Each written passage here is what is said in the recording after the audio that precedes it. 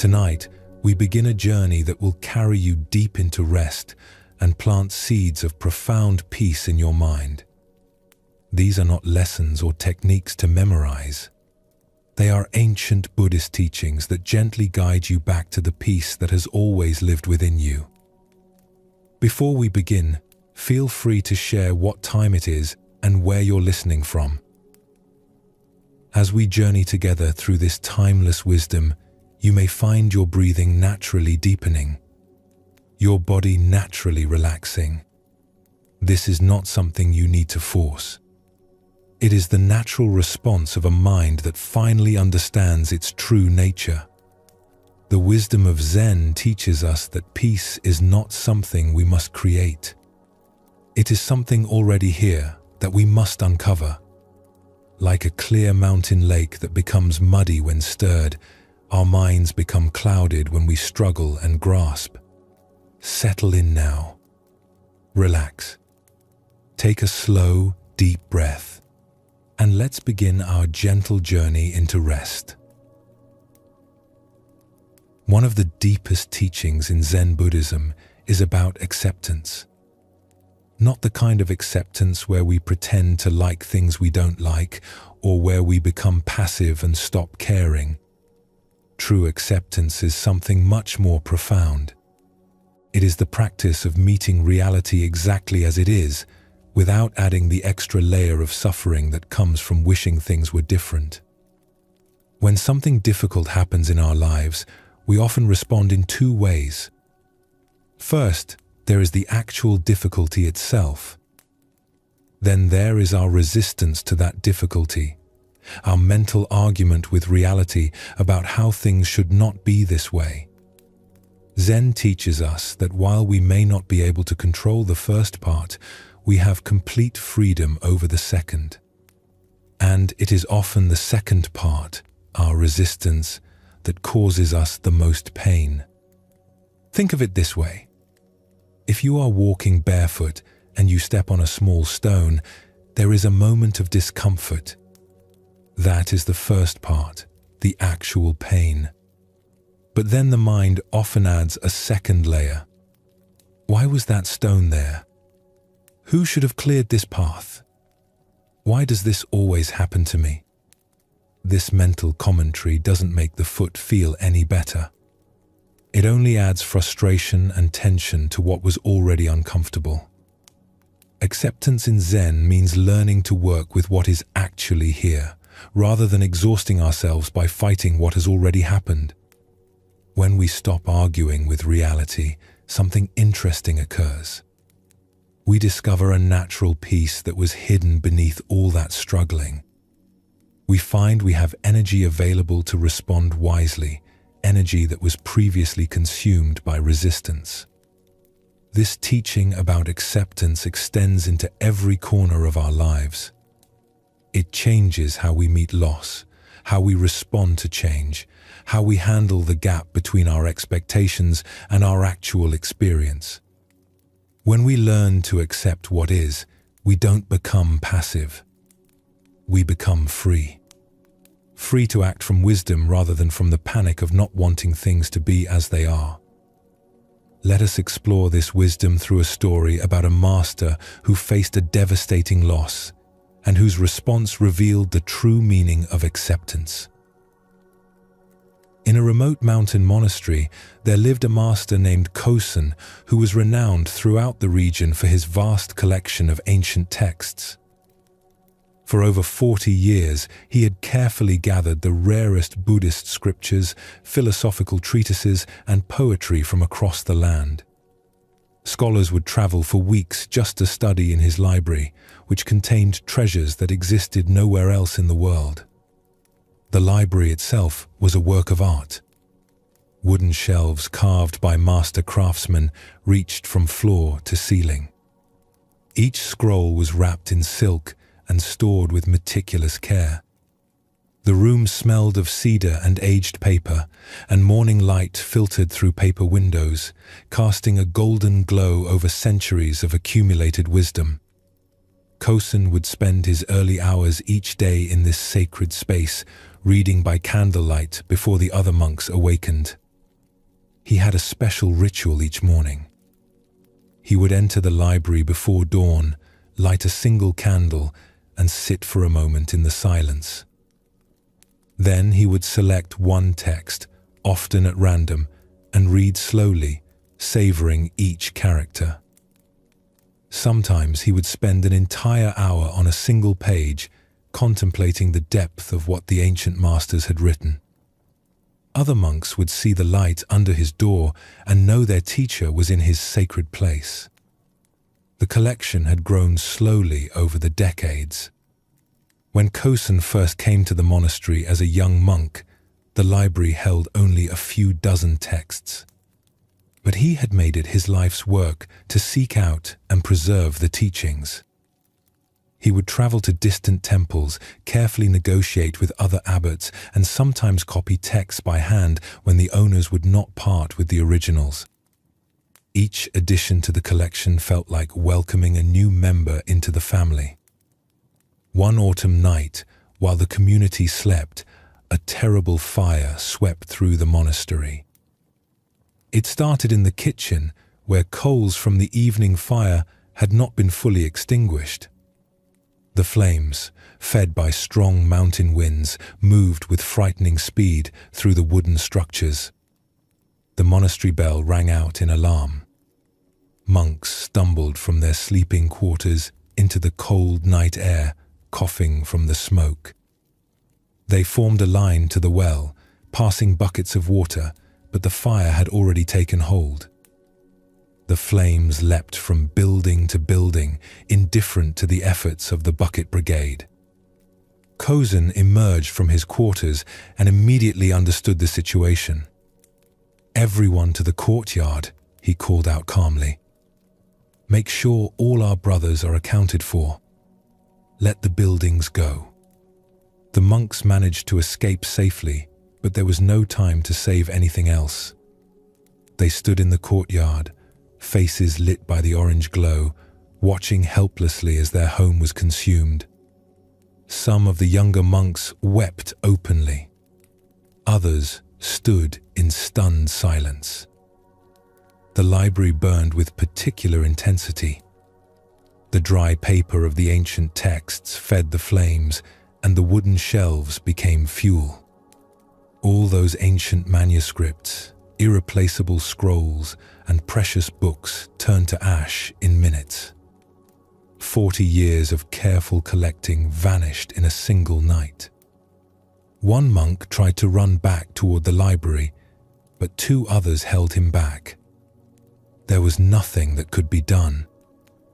As dawn broke over the smoldering ruins, the monks gathered around their teacher, expecting to find him devastated by this immense loss. They had all seen how much he loved his collection, how carefully he tended each text, how his face would light up when he discovered a rare manuscript. Instead, they found Kosen sitting calmly on a large stone near the temple gate, his robes covered in soot, watching smoke rise from where his beloved library had stood. His face showed no trace of anger, grief, or regret. He sat with his hands folded in his lap, breathing slowly, as peaceful as if he were in meditation. One young monk, unable to contain his confusion, approached with tears in his eyes. His name was Jiro, and he had only been at the monastery for 2 years. He had loved studying in the library, running his fingers along the spines of ancient texts, feeling connected to centuries of wisdom. "Master," Jiro said, his voice breaking, "how can you be so peaceful? All those precious teachings, all those years of work, everything is gone. Doesn't this loss break your heart?" Kosen looked at his student with eyes full of gentle compassion. He patted the stone beside him, inviting Jiro to sit. The young monk sat down, wiping his eyes with his sleeve. "My dear friend," Kosen said softly, "those books contained wonderful words about truth. But they were not truth itself. The real Dharma was never written on paper or stored on shelves. It lives here, he touched his chest, and here he gestured to Jiro's heart. Fire cannot burn what is truly precious. Jiro looked at his teacher with confusion. But master, you spent 40 years collecting those texts. I've seen you work late into the night, copying manuscripts by hand. How can you say they don't matter? I did not say they don't matter, Kosen replied. I said they are not truth itself. There is a difference. A menu describes food, but you cannot eat the menu. A map shows the way, but you cannot walk on the map. The texts pointed toward wisdom, but they were not wisdom itself. The young monk persisted. But master, think of all the wisdom that is lost forever. Future generations will never be able to read those texts. Students who come here seeking knowledge will find nothing. Kosen smiled peacefully and looked out at the ruins. The fire has given us a great teaching.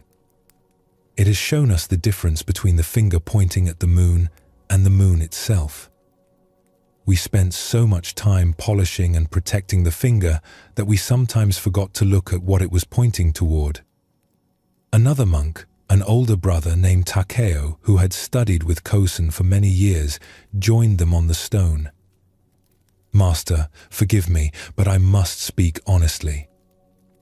I feel angry about this loss. All your work destroyed in one night. It doesn't seem fair. Kosen nodded with understanding. Your anger is natural, Takeo.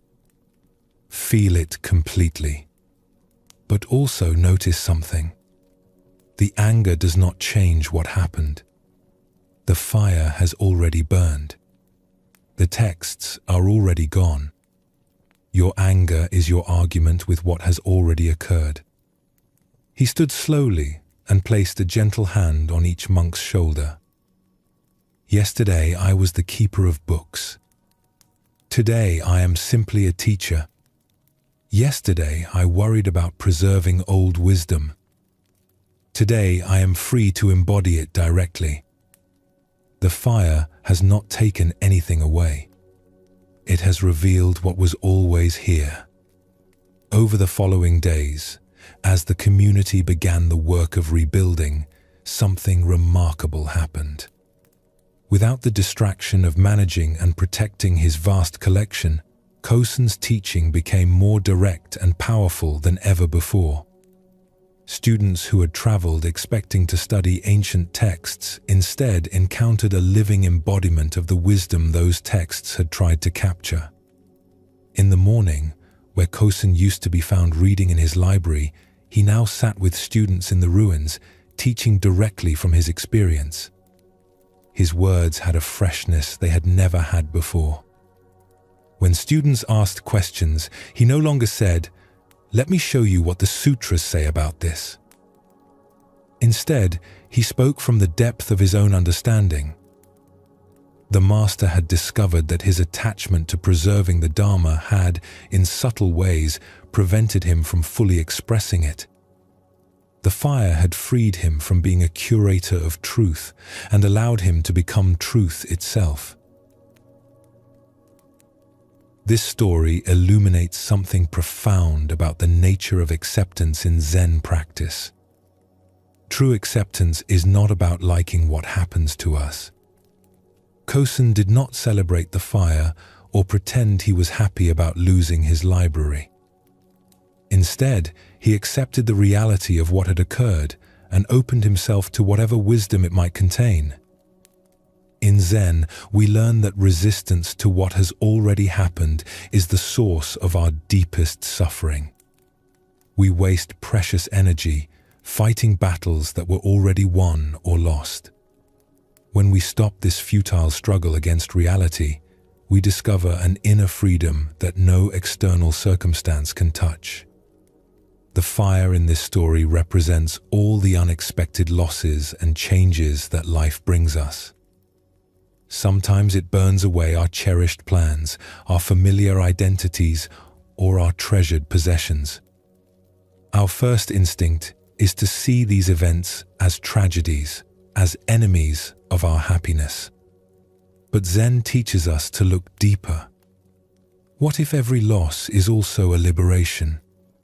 What if what burns away was only binding us? Kosen discovered that his attachment to preserving wisdom had become an obstacle to embodying it. The fire freed him from being a keeper of truth and allowed him to become truth itself. This teaching extends to every area of our lives. When we lose a job we thought defined us, we might discover talents we never knew we had. When a relationship ends, we might find a capacity for solitude and self-reliance that strengthens us. When illness limits our physical abilities, we might develop inner resources that are far more valuable. There is something else worth noticing in this story. The young monk expected his teacher to be devastated. He came with tears in his eyes, ready to console someone who should have been broken by loss. But Kosen was sitting peacefully, simply watching the smoke rise. This teaches us something important about our assumptions. We often assume that certain events must lead to certain feelings. Loss must lead to grief. Change must lead to anxiety. Disappointment must lead to bitterness. But Zen shows us that these connections are not as fixed as we think.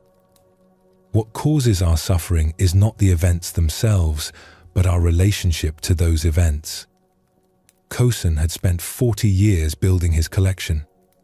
40 years of careful searching, preserving, protecting. Anyone would understand if he felt crushed by seeing it all destroyed. But he had practiced acceptance so deeply that he could see beyond the surface of loss to the teaching it contained. He could recognize that what he truly valued, the wisdom itself, had never been in danger. This is the freedom that acceptance practice offers. Not freedom from difficulty, but freedom in the midst of difficulty. Not the absence of loss, but the presence of peace even when loss occurs. When we stop demanding that life should be other than it is, we discover a stability that doesn't depend on circumstances staying pleasant. The practice of acceptance begins with a simple recognition. What has already happened has already happened. Our resistance cannot change the past, but our acceptance can transform our future.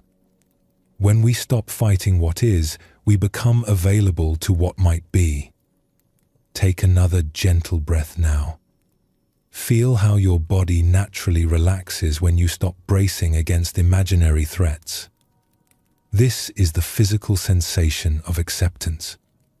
Not collapse, but a wise yielding that conserves your energy for what truly matters. There is another dimension of acceptance that Zen teaches us to explore.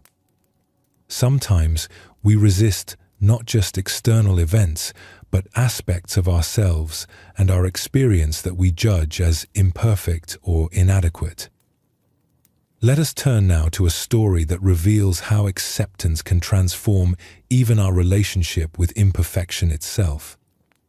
There was once a young student named Daiki who came to study at a mountain monastery known for its exquisite gardens.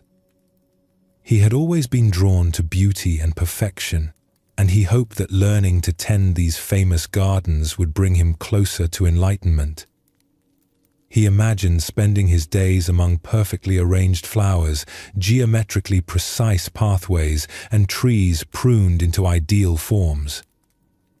Daiki had grown up in a merchant family in the city. His father sold fine ceramics, and from a young age, Daiki had been trained to recognize quality and spot imperfections. A crack in a bowl, a slight unevenness in glaze, these were things to be avoided, corrected, or discarded. He brought this same eye for perfection to his spiritual practice. On his first morning at the monastery, the head gardener, an elderly monk named Soshin, led Daiki on a tour of the grounds. They walked through sections of remarkable beauty where everything seemed to grow in perfect harmony. Cherry trees formed elegant arches over stone pathways. Moss-covered rocks in patterns that looked almost intentional. Streams flowed with gentle musical sounds over carefully placed stones. Soshin moved slowly, stopping frequently to observe small details.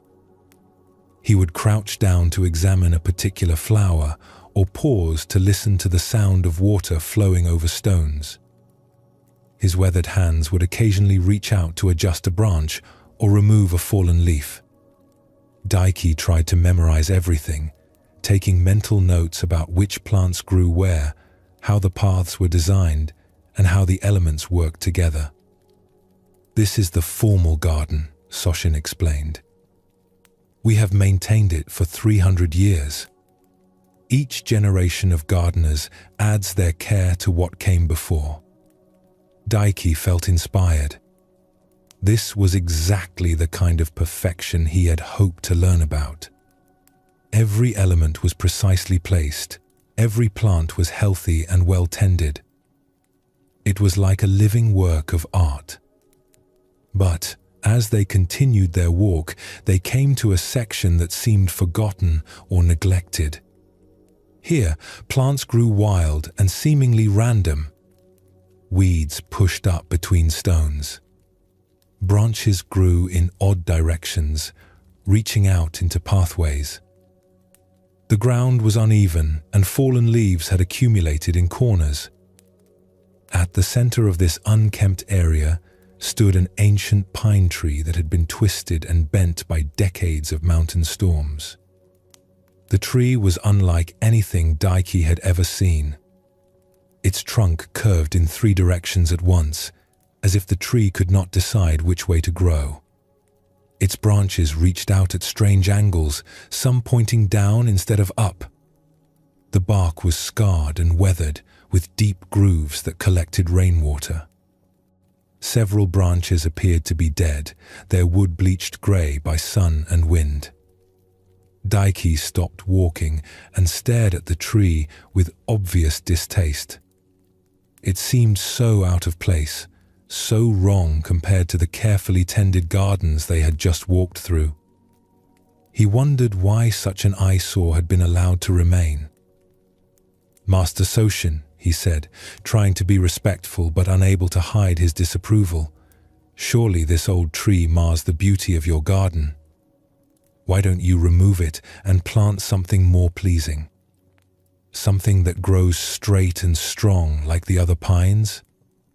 Soshin stopped walking and turned to face his student.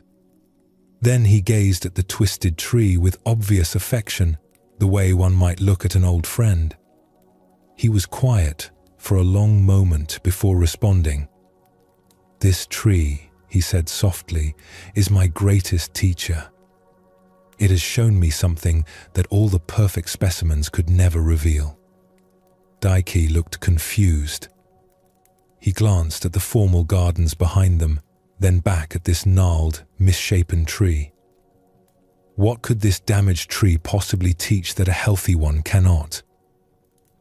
The old gardener walked closer to the twisted pine and placed his weathered hand gently on its rough bark.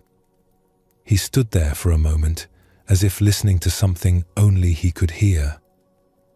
"This tree has been here for over 200 years, Soshin began. "Long before this monastery was built.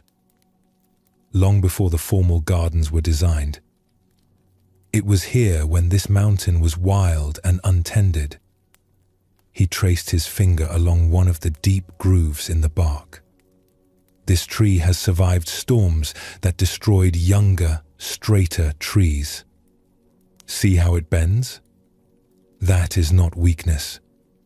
That is wisdom. It has learned to yield to the wind rather than resist it. It has bent without breaking, adapted without losing its essential nature." Soshin walked around the tree slowly, gesturing to different features. Every curve in its trunk tells a story of resilience. This curve here? That was the year of the Great Typhoon, when winds tore across this mountain for 3 days. A straight tree would have snapped. This one bent and survived. He pointed to another section. And this branch that grows downward instead of up? That was its response to a landslide that covered part of its roots. It found another way to gather sunlight. Every twisted branch speaks of creative response to difficulty. The old gardener looked at his young student with eyes full of warmth. The straight trees in the formal garden are beautiful, yes, but their beauty is dependent on perfect conditions. They must be protected from strong winds, given ideal soil, pruned regularly to maintain their shape. We create those conditions for them, and in return they give us the beauty we desire. He turned back to the twisted pine. But this old tree has found its own way to be beautiful despite imperfect conditions. Perhaps because of them. It has never had our help, our protection, our careful tending. Yet here it stands, alive and strong after 2 centuries. Soshin led Daiki to a stone bench that had been placed facing the tree. The bench itself was weathered and covered with lichen, as if it too had been there for many years. He invited his student to sit. For the next week, Soshin said, I want you to spend 1 hour each morning simply sitting with this tree. Don't try to fix it or improve it. Don't judge it or wish it were different. Simply be present with it as it is. Observe it. Notice what you notice. Daiki felt disappointed. He had come to learn about creating beauty, about the principles of garden design, about how to achieve perfection. Sitting and staring at an ugly tree seemed like a waste of time. But he trusted his teacher and agreed to the practice. The first morning was difficult. Daiki sat reluctantly on the stone bench, arms crossed, his mind filled with criticism. The tree looked broken to him, a symbol of everything that goes wrong when things are not properly maintained. He spent most of the hour planning how the garden could be improved once this unsightly specimen was removed. Perhaps a stone lantern could be placed here instead, or a carefully pruned azalea bush. The second morning was much the same. He sat, he looked, he judged. The tree remained ugly in his eyes. He began to feel frustrated with the exercise. What was the point? Any fool could see this tree was damaged and unattractive. But on the third morning, something small began to shift. As the sun rose, its early light caught the deep grooves in the bark at a particular angle, creating patterns of shadow and illumination that were unexpectedly beautiful. The rough texture looked almost like a landscape, with valleys and ridges catching the gold of morning. Daiki found himself leaning forward slightly, interested despite himself. He had never really looked at bark before, never paid attention to its texture and pattern. The straight trees in the formal garden had smooth, uniform bark. But this bark told a story in its irregularity. On the 4th day, a light rain fell during his sitting time. Daiki watched as water collected in the grooves of the bark, forming tiny streams that trickled down the trunk. A small bird landed on one of the twisted branches and drank from a natural bowl that had formed where a branch met the trunk. The bird sang briefly, then flew away. Daiki realized that the tree's unusual shape had created a perfect drinking spot for birds. A straight tree would not have this feature. On the 5th morning, he noticed a spider's web strung between 2 of the downward growing branches. The web was covered in dew, and each droplet caught the morning light, making the web look like a necklace of tiny jewels. The unusual angles of the branches provided perfect anchor points for the web. Again, a straight tree could not offer this. By the end of the week, Daiki found himself looking forward to his morning time with the tree. He began arriving a few minutes early, eager to see what he might notice that day. The tree had become familiar to him, almost like an old friend. He knew which branches would catch the morning light first, where the birds preferred to land, how the shadows moved as the sun rose. On the final morning, as Daiki sat in his usual spot, Soshin joined him on the bench. They sat together in comfortable silence for a while, watching the tree in the early light. "What has the tree taught you?" the old master finally asked. Daiki was quiet for a long moment before responding. He wanted to find the right words. "It has taught me that there are different kinds of beauty.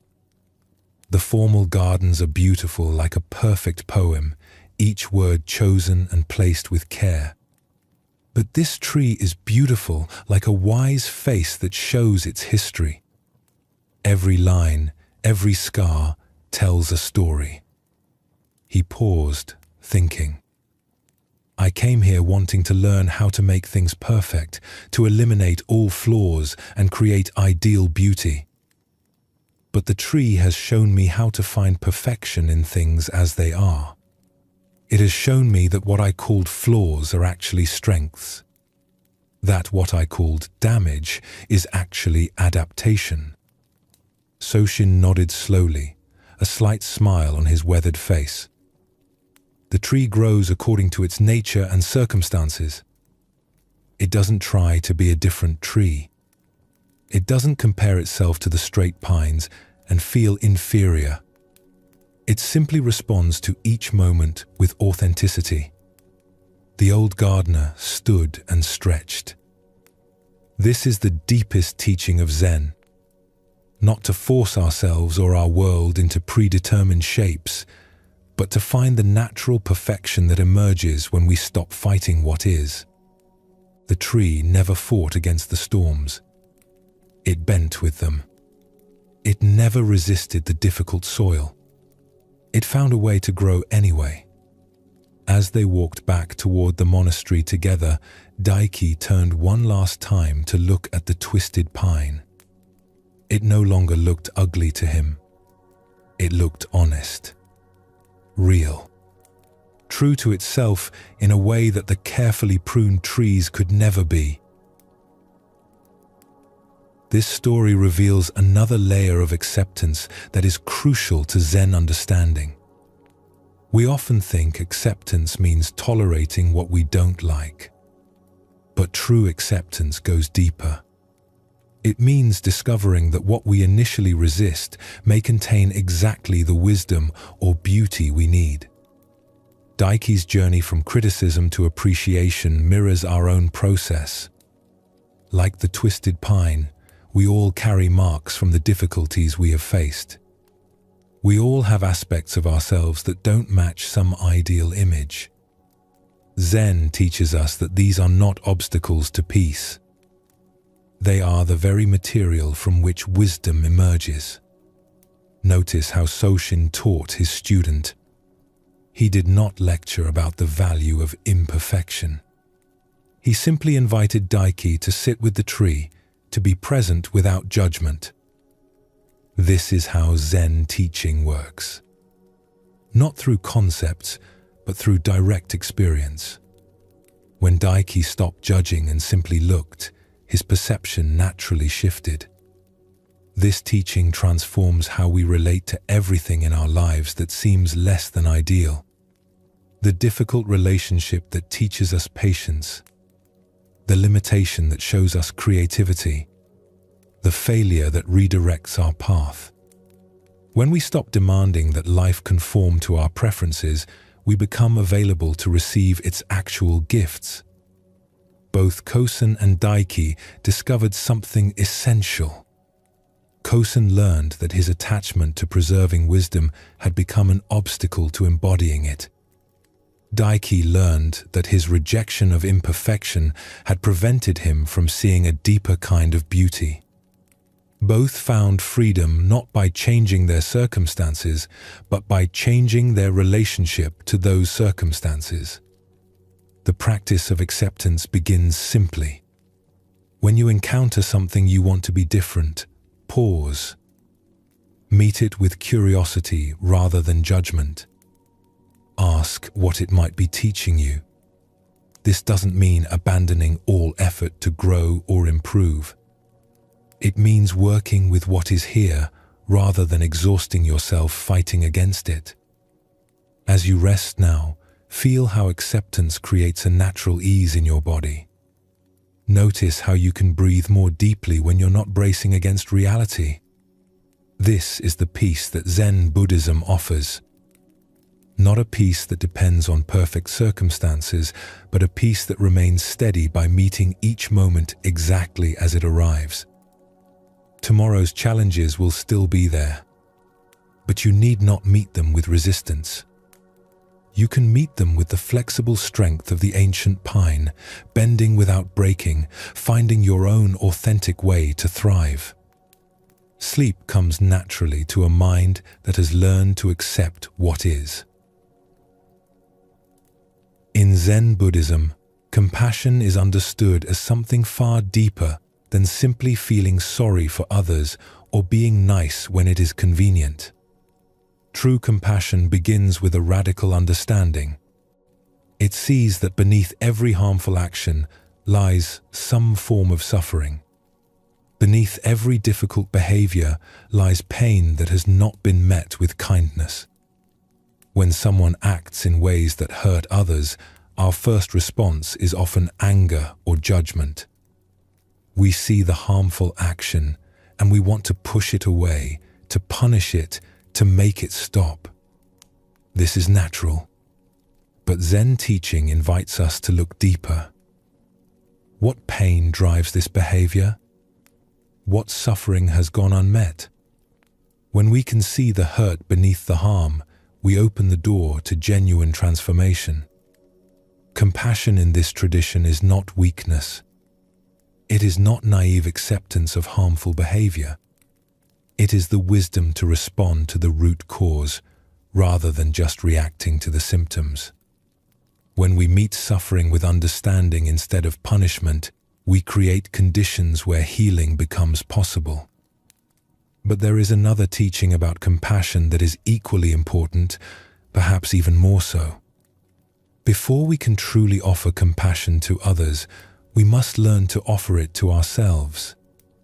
Many of us carry an inner voice that is harsh and critical, far harsher than we would ever be with a friend. We judge our mistakes mercilessly.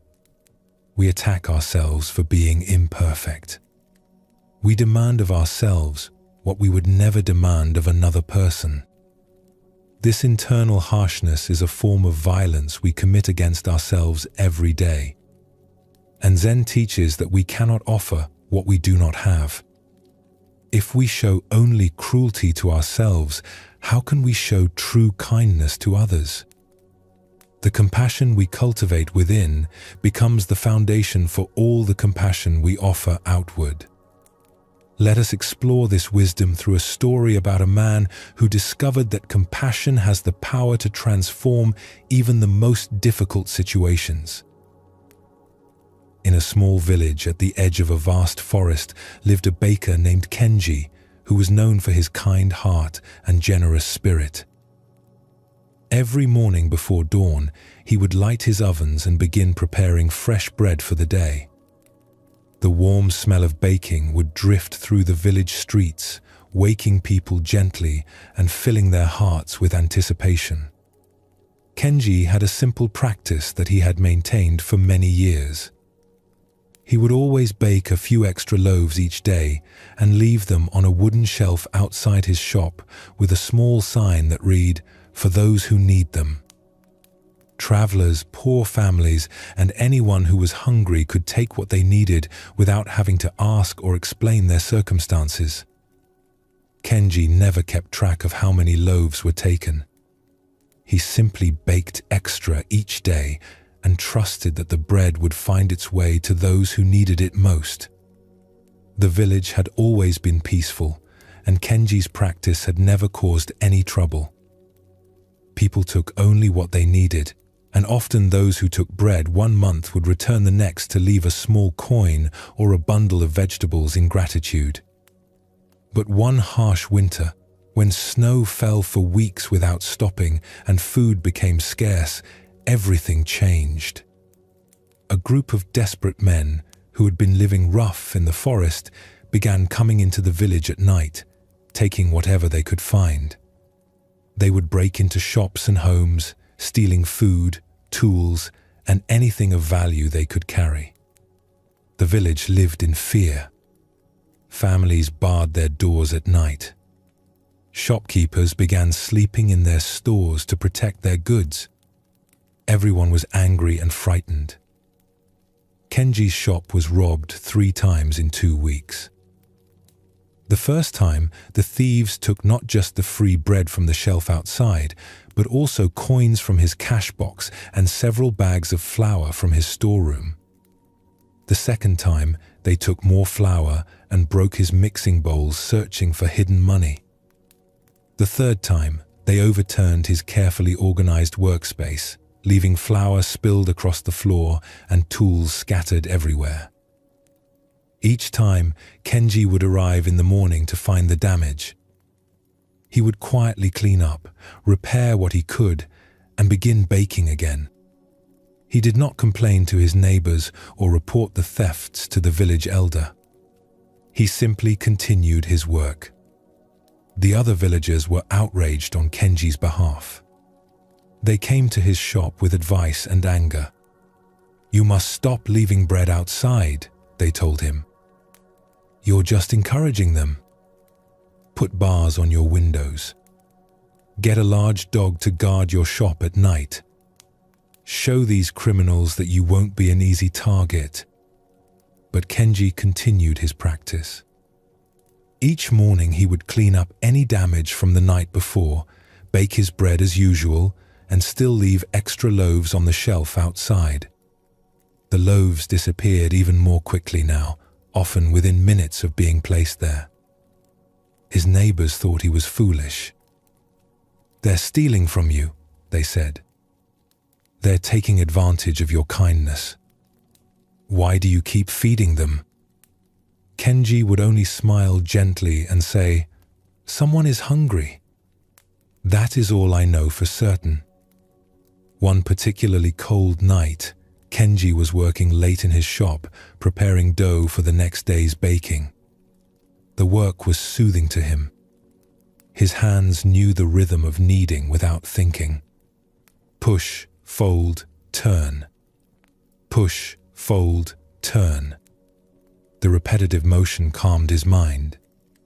He heard a sound at his front door. A scraping, scratching sound of someone trying to work the latch.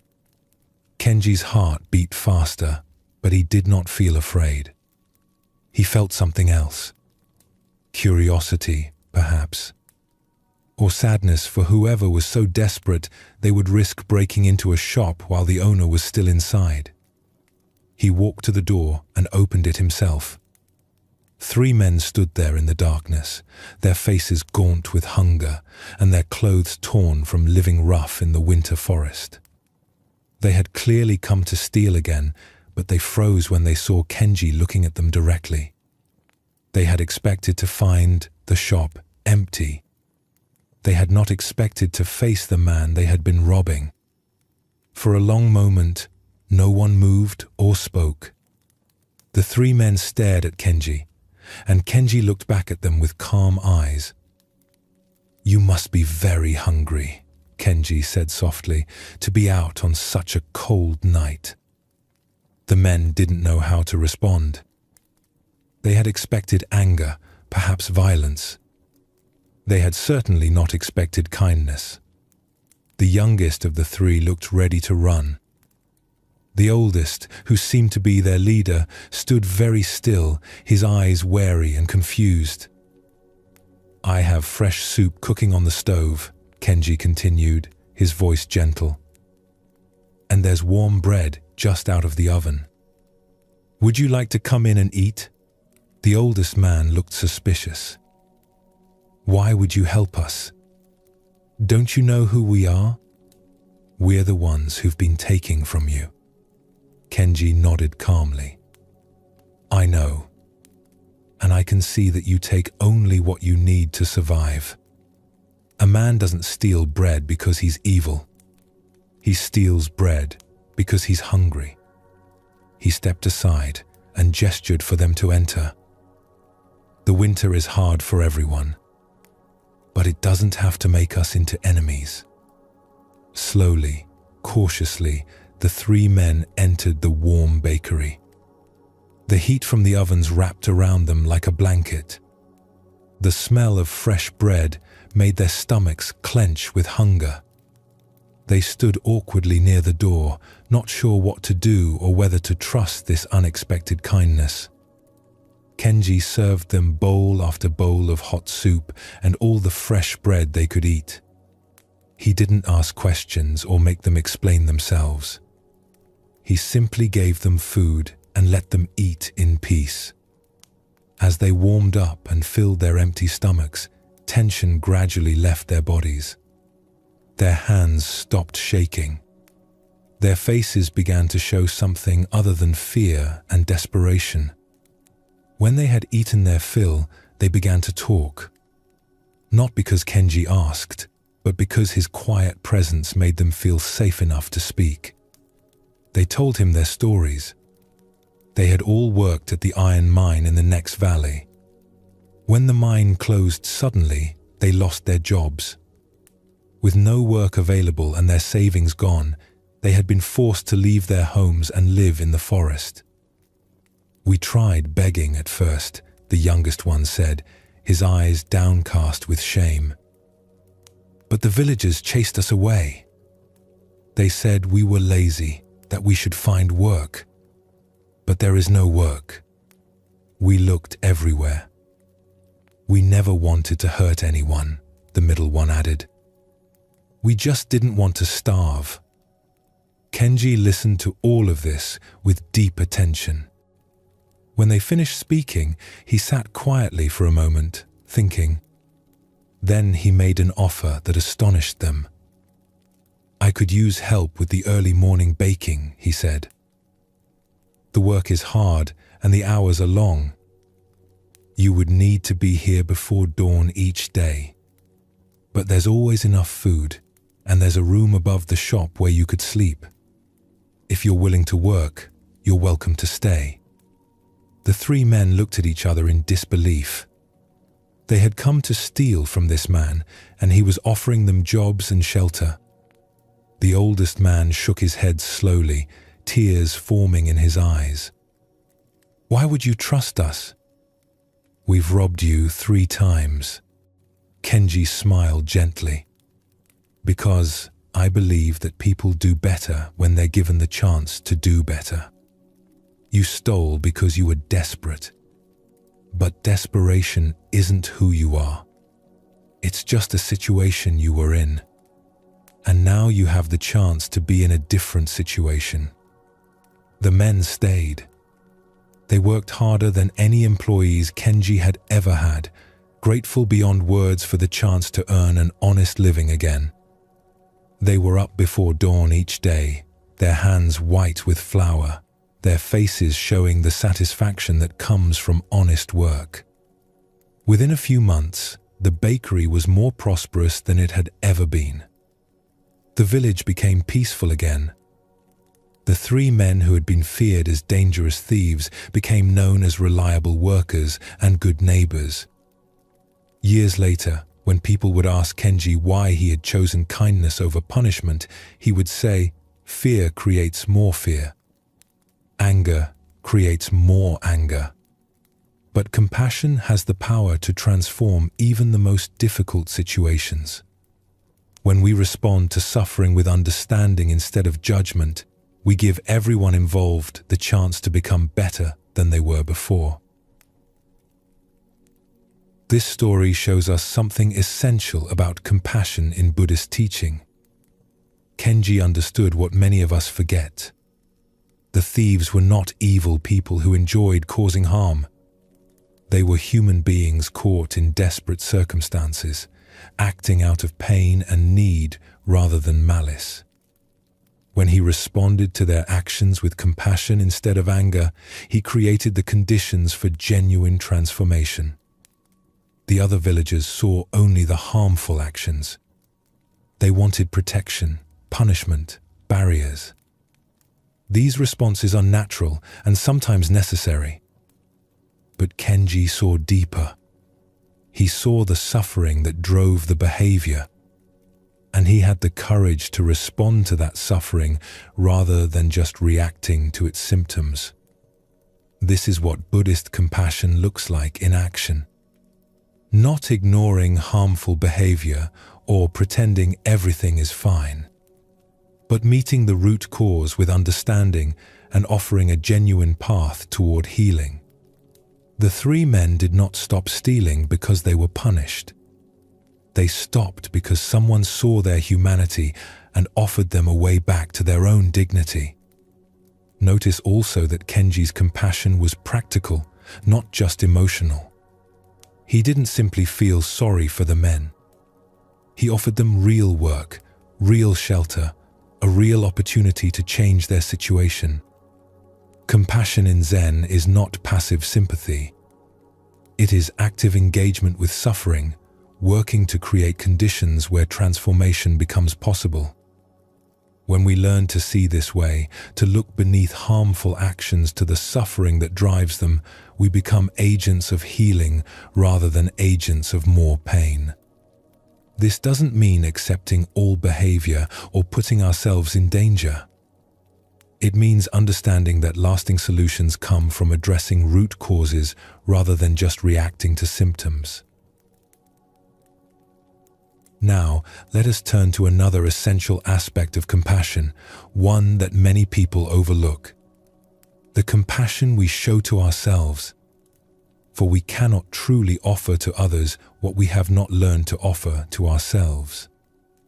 There was once a student named Miki who came to study at a mountain temple known for its rigorous meditation practice. She had heard stories about monks there who could sit in perfect stillness for hours, their minds clear and calm, their practice strong and unwavering. She wanted desperately to achieve this same level of mastery. Miki had always been someone who demanded a lot from herself. As a child, she had been praised for her discipline and criticized for her mistakes. She learned early that love and approval came through achievement and perfection. She brought this same approach to her spiritual practice, believing that if she just tried hard enough, she could force herself to become enlightened. She threw herself into the practice with fierce determination. Each morning she would rise at 3, a full hour before the other students, to get extra meditation time. She would sit through meals in silence, barely eating, her mind focused on spiritual matters instead of the simple act of nourishing her body. She pushed herself to meditate for longer periods than anyone else, often sitting until her legs went completely numb and her back ached terribly. But instead of the peace and clarity she sought, Miki found her mind becoming more agitated and critical than ever before. During meditation, she would attack each wandering thought with harsh inner commentary. Focus, she would command herself. Stop being so undisciplined. Other students can do this easily. What's wrong with you? When her meditation felt scattered, she would punish herself by skipping meals or adding extra hours of sitting, even when her body was exhausted. When she felt drowsy during practice, she would scold herself for being lazy and weak. Her entire inner dialogue became a constant stream of judgment and disappointment. After months of this harsh self-treatment, Miki was more miserable than when she had arrived. Her body was thin and tired from skipping meals and pushing too hard. Her mind was exhausted from constant criticism. Her heart felt heavy with shame about what she saw as her failures. She felt like she was the worst student at the temple, incapable of even the most basic spiritual practice. One morning, after a particularly difficult meditation session where she had berated herself for every wandering thought, Mickey went to the temple's small garden to cry in private. She sat beneath a cherry tree on a stone bench, tears running down her face, feeling like a complete failure. Master Yuki, the temple's elderly teacher, happened to be walking through the garden. She was a small woman with white hair and deep laugh lines around her eyes. When she saw Mickey's distress, she sat down quietly beside her on the bench. She didn't say anything at first. She just sat there, present and calm. After a few minutes, Master Yuki spoke softly. "Tell me about your practice." Through her tears, Mickey poured out her frustration. She described her rigorous schedule, her constant self-criticism, her disappointment in her lack of progress. "I try so hard," she sobbed, "but I'm just not good enough. I'll never be able to meditate like the other students. My mind is too scattered. My discipline is too weak. Maybe I should just give up and go home." Master Yuki listened in compassionate silence, her face showing only understanding and care. When Miki finished, the old teacher pointed to a small bird that had landed near their feet. The bird was pecking at the ground, searching for seeds and insects, moving in quick, efficient movements. "Watch this little bird," Master Yuki said. "See how naturally it moves? It doesn't criticize itself for not finding food quickly enough. It doesn't compare itself to other birds. It doesn't judge its own performance. It simply does what birds do, moment by moment, with complete acceptance of its own nature." Mickey watched the bird for several minutes. There was something peaceful about its movements, something utterly without self-consciousness or judgment. It searched for food, found some, ate it, and searched again. Simple, natural, complete. "Now," Master Yuki continued, "imagine if this bird spent its time telling itself it was a terrible bird, that it should fly better or sing more beautifully, that other birds were superior and it was failing at being a bird. What would happen to its natural ability to find food and shelter? What would happen to its simple joy in being alive?" Mickey understood immediately. It would be too busy criticizing itself to do what it naturally knows how to do. Master Yuki nodded. "You came here to learn peace and compassion. But the first place to practice these qualities is with yourself. How can you offer kindness to others if you show nothing but harshness to your own heart? How can you find peace in meditation if you're at war with your own mind?" The teacher's voice was filled with gentle warmth. The path to awakening is not about becoming perfect. It's about becoming kind. First to yourself, then to all beings. Your mind will wander during meditation. That's what minds do. They wander. The practice is not to stop this wandering, but to notice it with the same gentle affection you would show a beloved child who gets distracted while learning something new. She stood up slowly, preparing to continue her walk through the garden. When the child falls while learning to walk, do you yell at the child for falling? Do you call the child lazy and worthless? No. You help the child up with encouragement. You celebrate each small step. This is how you should treat your own mind as it learns to settle and become still. From that day forward, Miki changed her entire approach to practice. Instead of commanding her mind to focus, she would gently invite it back to the breath. Instead of criticizing wandering thoughts, she would acknowledge them with simple phrases like thinking or planning, and return to her meditation with kindness rather than force. When her body felt tired, instead of pushing through with grim determination, she would adjust her posture or take a brief break, treating her physical needs with respect. When emotions arose during sitting, instead of judging them as obstacles, she would breathe with them compassionately as she might comfort a friend in distress. The transformation was remarkable. Within weeks, Miki's meditation became naturally deeper and more peaceful.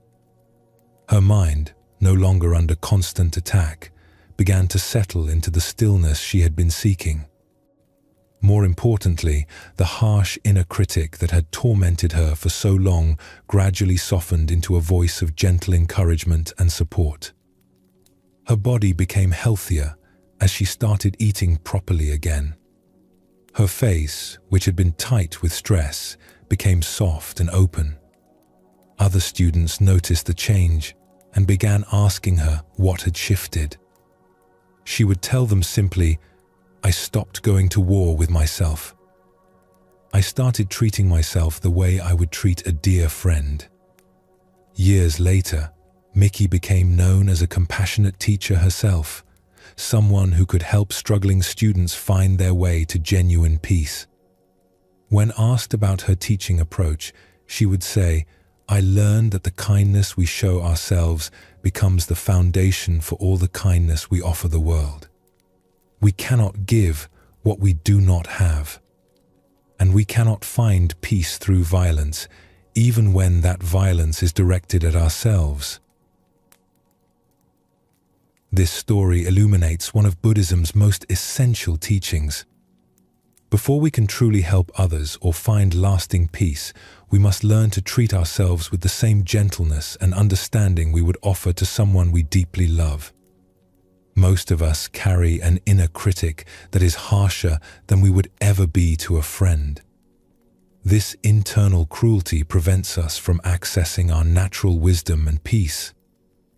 Miki's journey shows us that self-compassion is not self-indulgence or making excuses for laziness. It's the recognition that we learn and grow more effectively in an atmosphere of kindness than in an atmosphere of constant judgment. When we stop waging war against our own imperfections, our minds naturally settle into the peace that was always there beneath the conflict. Master Yuki's teaching about the bird points to something profound. Animals don't carry this burden of self-criticism. They simply are what they are, doing what they do, without the extra layer of judgment we humans add. When we can approach our own experience with this same natural acceptance, we discover that peace is not something we achieve through force. It's something we allow by ending our internal violence. The Buddhist path teaches us that suffering often comes from our resistance to our own experience. When Miki fought against her wandering mind, she created more suffering than the wandering thoughts themselves ever could. When she learned to accept her mental patterns with kindness, the very same mind that had seemed chaotic began to reveal its natural clarity. Take a gentle breath and feel how this understanding creates a softening in your body. Notice what it might be like to meet your own imperfections with the same compassion you would offer a struggling friend. This is not lowering standards or giving up on growth. This is recognizing that love is a more powerful force for transformation than fear. The compassion that begins with ourselves naturally extends outward to embrace all beings. When we stop judging our own struggles, we become more patient with the struggles of others. When we learn to forgive our own mistakes, we develop the capacity to forgive those who have hurt us. When we discover that our own suffering deserves understanding rather than punishment, we begin to see that the same is true for everyone. Both Kenji and Miki discovered something essential about the nature of compassion in Zen Buddhism. Compassion is not just a pleasant feeling or a moral obligation. It is a deep understanding of the shared nature of suffering and a commitment to respond to that suffering with wisdom rather than judgment. Kenji saw that the thieves' harmful actions came from their own pain. Miki learned that her harsh self-criticism was creating the very suffering it claimed to be solving. Both found freedom by meeting suffering with understanding rather than punishment. This is the gift that Buddhist teachings offer, a way of relating to difficulty that doesn't add more pain to what is already painful. When we learn to respond with compassion, both to others and to ourselves, we stop being agents of additional suffering in the world. We become sources of healing instead. As you rest now, feel how this teaching settles in your heart. Notice any places where you might be holding yourself with harshness rather than kindness. What would it feel like to approach these areas the way Master Yuki approached Miki, with gentle understanding and patient encouragement? The peace that comes from this practice is profound because it doesn't depend on being perfect. It depends only on being kind. And kindness is something we can offer in any moment to ourselves and to all beings we encounter. This is the foundation of genuine peace, the peace that allows us to rest completely in who we are. One of the most practical and transformative teachings in Zen Buddhism is the practice of mindfulness. This word has become popular in recent years, but its meaning is often misunderstood. Mindfulness is not about achieving some special state of consciousness. It is not about emptying the mind or stopping thoughts. It is simply the practice of being completely present for whatever is happening right now. Most of us live with our attention divided. Our bodies are in one place, but our minds are somewhere else entirely. We eat without tasting.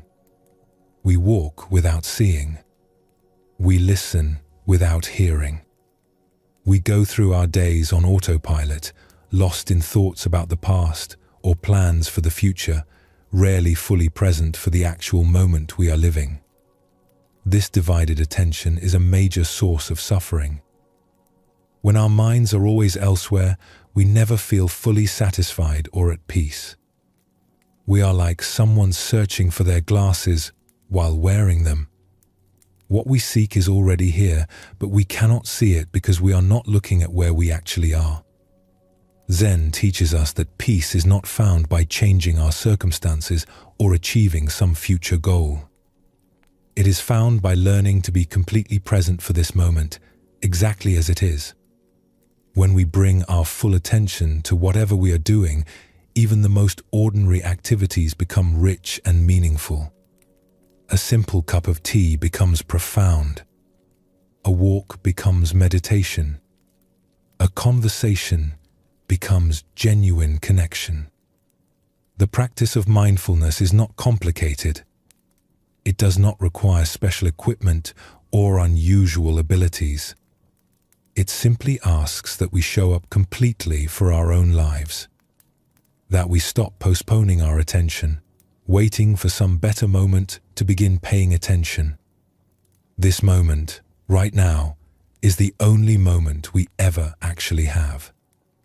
Let us explore this teaching through a story about a man who discovered that he had been missing his entire life by never being fully present for it. There once lived a young tea merchant named Taro who traveled from village to village selling the finest teas from distant mountains. His cart was filled with carefully wrapped packages of green tea, black tea, and rare flowering teas that bloomed like underwater flowers when steeped in hot water. Taro took great pride in his knowledge of tea and his ability to match each customer with the perfect blend for their taste. He had learned the tea trade from his father, who had learned it from his father before him. Taro could tell the quality of tea leaves by their appearance, their aroma, their texture between his fingers. He knew which teas came from which mountains, which were picked in spring and which in autumn, which were best for morning and which for evening. But Taro had a problem that he barely recognized. His mind was always somewhere else. While walking through one village, he would be thinking about the next village he needed to reach. While talking to customers about tea, he would be calculating profits or worrying about the weather for tomorrow's travel. While eating his evening meal, he would be planning the next day's route or replaying conversations from earlier in the day. This constant mental activity made Taro feel tired and scattered. He would often arrive in a new village, only to realize he couldn't remember anything about the journey there. The road had passed beneath his feet, but he had seen none of it. He would finish conversations with customers and immediately forget their names or what they had purchased. His life felt like a blur of constant motion without any real satisfaction or peace. Despite his success as a merchant, Taro felt empty. Each day was the same. Wake up, pack the cart, travel to the next village, sell tea, eat a quick meal, sleep, and start again. He kept thinking that happiness would come when he earned enough money, or when he could afford to slow down, or when he finally reached some undefined point in the future where his life would truly begin. One evening, as winter approached and the days grew shorter, Taro arrived in a mountain village just as the sun was setting. He was exhausted from a long day of travel and eager to find lodging for the night. As he walked through the quiet streets pulling his cart, he noticed a small tea house with warm light glowing from its windows. Inside, he could see an elderly woman sitting alone at a low table, slowly preparing tea with careful, deliberate movements. Something about her presence caught Taro's attention. She seemed completely absorbed in what she was doing, as if nothing else in the world existed except the tea ceremony unfolding before her. Taro knocked gently on the door and asked if he might shelter there for the night. The woman, whose name was Sachiko, welcomed him warmly and invited him to sit while she finished preparing the tea. She moved with a slowness that seemed almost ceremonial, but there was nothing stiff or formal about it. Each gesture appeared natural, effortless, complete. "I am a tea merchant," Taro said as he settled his tired body onto a cushion. "I have teas from all over the region. Perhaps you would like to try some of my finest varieties. I have a spring-picked silver needle white tea that is truly exceptional." Sachiko smiled gently and continued her slow, meditative movements. "Thank you for your generous offer," she said. "But first, would you join me in drinking this tea I have already prepared? It is just simple green tea, nothing fancy or expensive." Taro agreed, though he was eager to show off his premium selections. Sachiko poured the tea into small, humble clay cups that looked handmade. Their glaze was uneven, their shapes slightly irregular. She placed one cup before Taro with both hands, as if offering something precious. Then she lifted her own cup and took a slow, appreciative sip. Taro lifted his cup and took a quick drink, ready to comment on the quality and suggest improvements. His mind was already preparing his sales pitch. But before he could speak, Sachiko asked quietly, "What did you taste?" The question surprised Taro. "Well, it's green tea. Decent quality, though I have much better varieties in my cart. The leaves could be picked earlier in the season for a more delicate flavor, and the water temperature seems a bit high for this grade of tea, which brings out some bitterness that could be avoided if—" "No," Sachiko interrupted gently. I didn't ask you to analyze or compare. I asked what you tasted. Right now, in your mouth, what do you actually taste? Taro paused, confused. He lifted the cup again and took another sip, this time trying to focus on the actual sensations in his mouth. But his mind immediately began its familiar pattern of comparison and evaluation. This tea was not as refined as his best green teas. The water was indeed too hot. The leaves had been oversteeped slightly. Try once more, Sachiko suggested. But this time, drink as if you have never tasted tea before. As if this is the first sip of tea in your entire life. Taro found this instruction strange, but something in the woman's peaceful presence made him want to try. He lifted the cup very slowly. Watching the steam rise from its surface, he brought it to his lips and took the smallest possible sip. Instead of thinking about the tea, he tried to simply experience it. For the first time, he noticed the warmth spreading across his tongue. He felt the subtle astringency that made his mouth feel slightly dry. He detected a hint of sweetness that appeared after the initial bitterness faded. There was an earthy quality that reminded him of morning mist over mountain forests. He could taste the mineral content of the water, the slight grassiness of the leaves, even a faint nuttiness in the aftertaste. Now what did you taste? Sachiko asked. I actually tasted the tea, Taro said, surprised by his own response. Not my thoughts about the tea, but the tea itself. Sachiko nodded approvingly. Most people spend their whole lives drinking tea without ever really tasting it. They are so busy thinking about the tea, comparing it to other teas, judging whether they like it or not, that they miss the direct experience of drinking. She poured him another cup. Try again. This time, also notice what it feels like to hold the warm cup in your hands. Notice the sensation of swallowing. Pay attention to the steam rising from the surface. Taro spent the next hour drinking tea with a level of attention he had never experienced before. Each sip became a small meditation. He noticed how his breathing naturally slowed when he focused completely on the present moment. His racing thoughts settled into quiet appreciation for what was actually happening right now. He discovered that the temperature of the cup changed as he held it. He noticed the weight of the liquid in his mouth before swallowing. He felt the warmth traveling down his throat and spreading through his chest. He saw how the color of the tea changed slightly as it cooled. Each tiny detail became fascinating when he gave it his complete attention. This is how I learned to find peace, Sachiko told him as the evening grew late. Not by changing my circumstances, but by showing up fully for whatever was already here.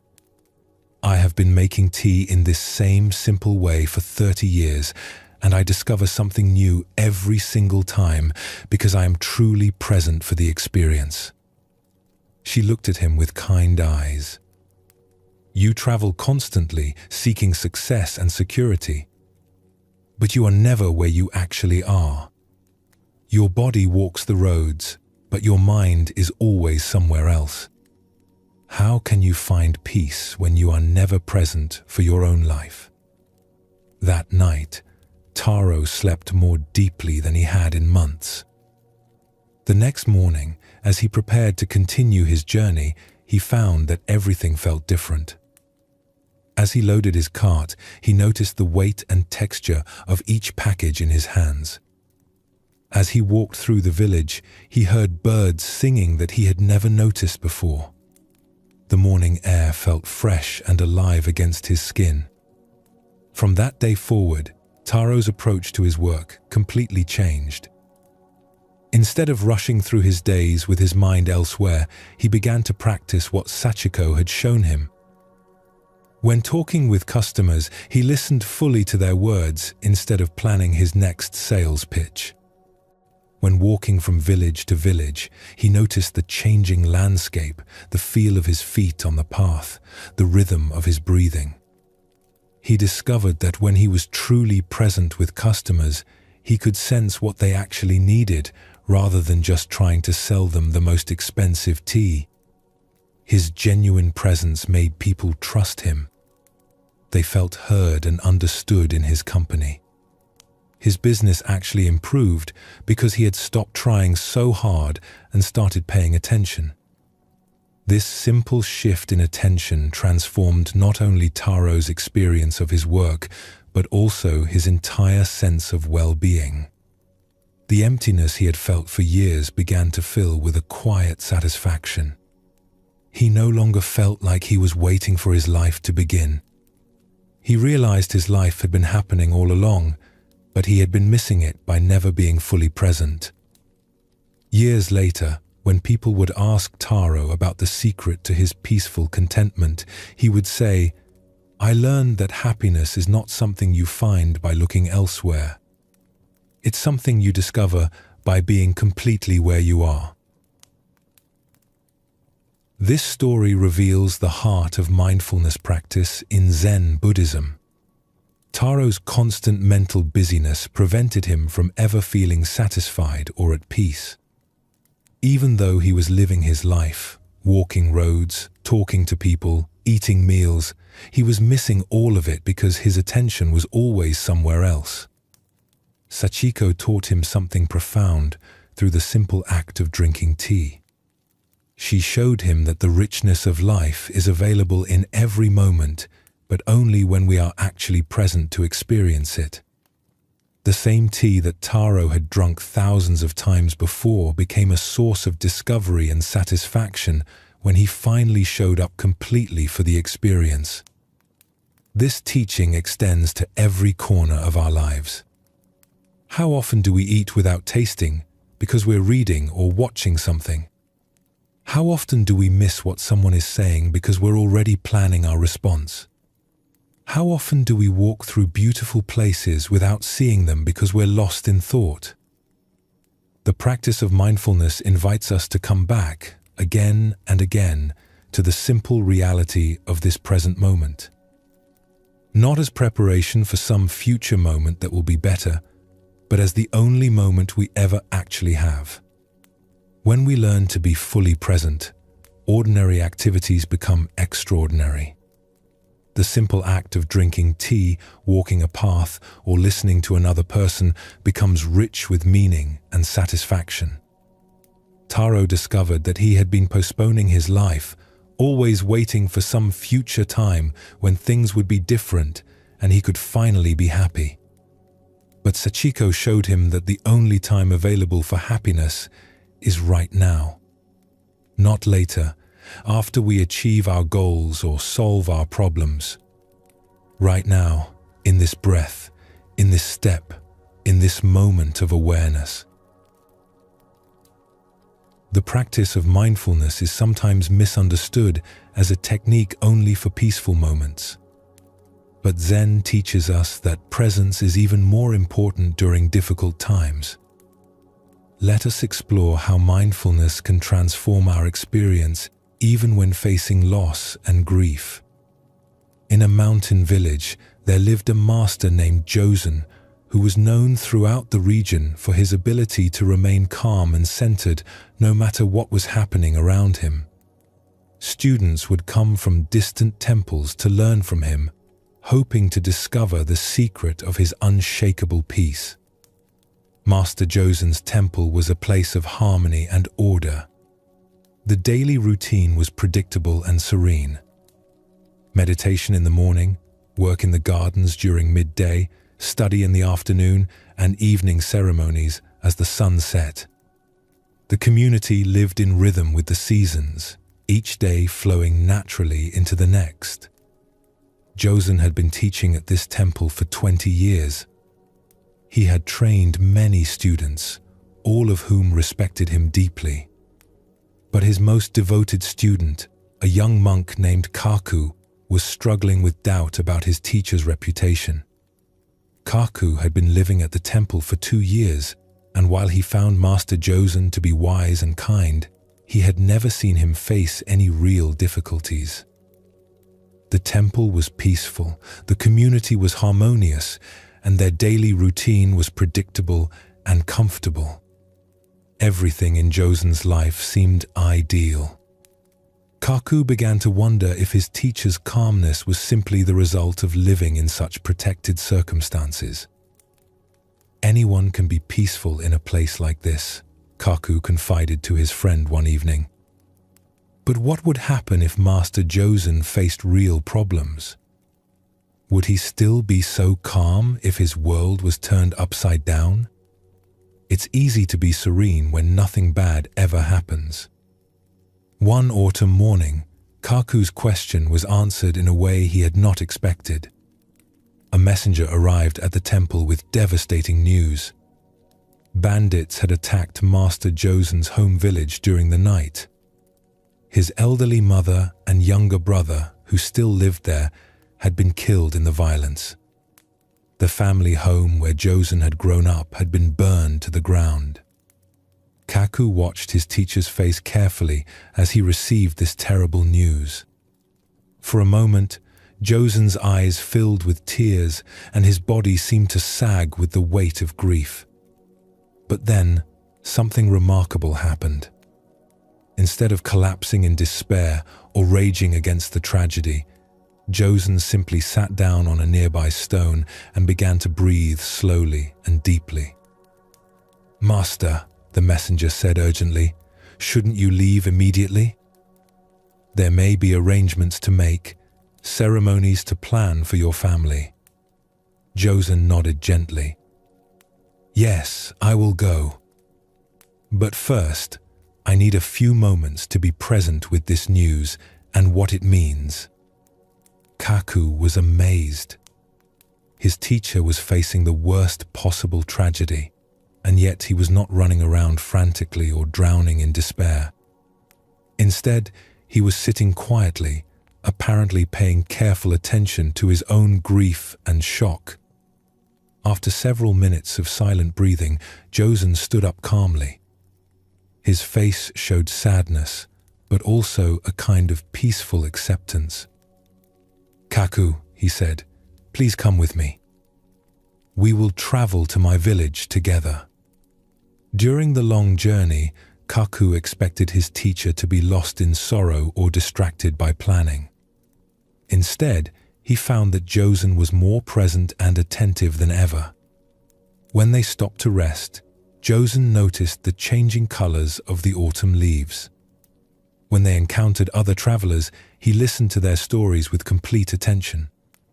When they shared simple meals, he ate with obvious appreciation for the food. "Master," Kaku finally asked, unable to contain his confusion, "how can you notice such small things when something so terrible has happened? Shouldn't you be too upset to pay attention to autumn leaves and simple meals?" Josen stopped walking and looked at his student with eyes that held both deep sadness and profound peace. "Kaku, this is exactly when mindful attention matters most. When we're overwhelmed by tragedy, our first instinct is to escape from the present moment. We get lost in thoughts about what we should have done differently, or we imagine all the ways the future will be ruined by this loss." He gestured to the forest path they were walking. But escaping into mental stories about the past or future doesn't help anyone. My mother and brother are gone, and no amount of mental anguish will bring them back. What I can do is honor their memory by staying fully present for whatever needs my attention right now. Josen picked up a fallen leaf and studied its intricate pattern of veins. If I spend this journey lost in thoughts of regret or worry, I miss the opportunity to appreciate the beauty they would have wanted me to see. If I'm too distracted by grief to listen carefully to the people we meet, I might miss chances to help someone who needs it. He looked directly at Kaku. Mindfulness is not about avoiding difficult emotions or pretending everything is fine. It's about being present for all of life, including the painful parts. When I sit with my grief mindfully, I can feel it completely without being destroyed by it. When I stay present even in sorrow, I remain available to respond wisely to whatever needs my care. When they reached the village, Kaku saw his teacher's wisdom in action. Because Josen was fully present for each conversation and decision, he was able to comfort other grieving families, arrange meaningful ceremonies, and handle practical matters with clarity and compassion. His mindful attention allowed him to be genuinely helpful during a time when many people would have been too overwhelmed to think clearly. That evening, as they sat by the graves of his mother and brother, Josen wept quietly. But even his tears seemed different from ordinary crying. They flowed naturally without the desperate grasping or bitter resentment that often accompanies grief. He was present for his sorrow without being consumed by it. "Now I understand," Kaku said softly. "You're not peaceful because you don't have problems. You're peaceful because you know how to be present with whatever problems arise." Josen nodded. Mindfulness doesn't make difficulties disappear, but it prevents us from making our difficulties worse by fighting against them or running away from them. When we can stay present even with pain, we discover that we're much stronger and more resilient than we realized. He placed his hand on his student's shoulder. "Life will bring joy and it will bring sorrow, success and failure, gain and loss. These are not things we can control. But we can learn to meet each experience with presence rather than resistance. And in that presence, we find a peace that doesn't depend on circumstances being pleasant." This profound story shows us that mindfulness is not a practice only for peaceful times. It becomes especially valuable during our most challenging moments because it prevents us from adding mental and emotional turmoil to whatever difficulties we're already facing.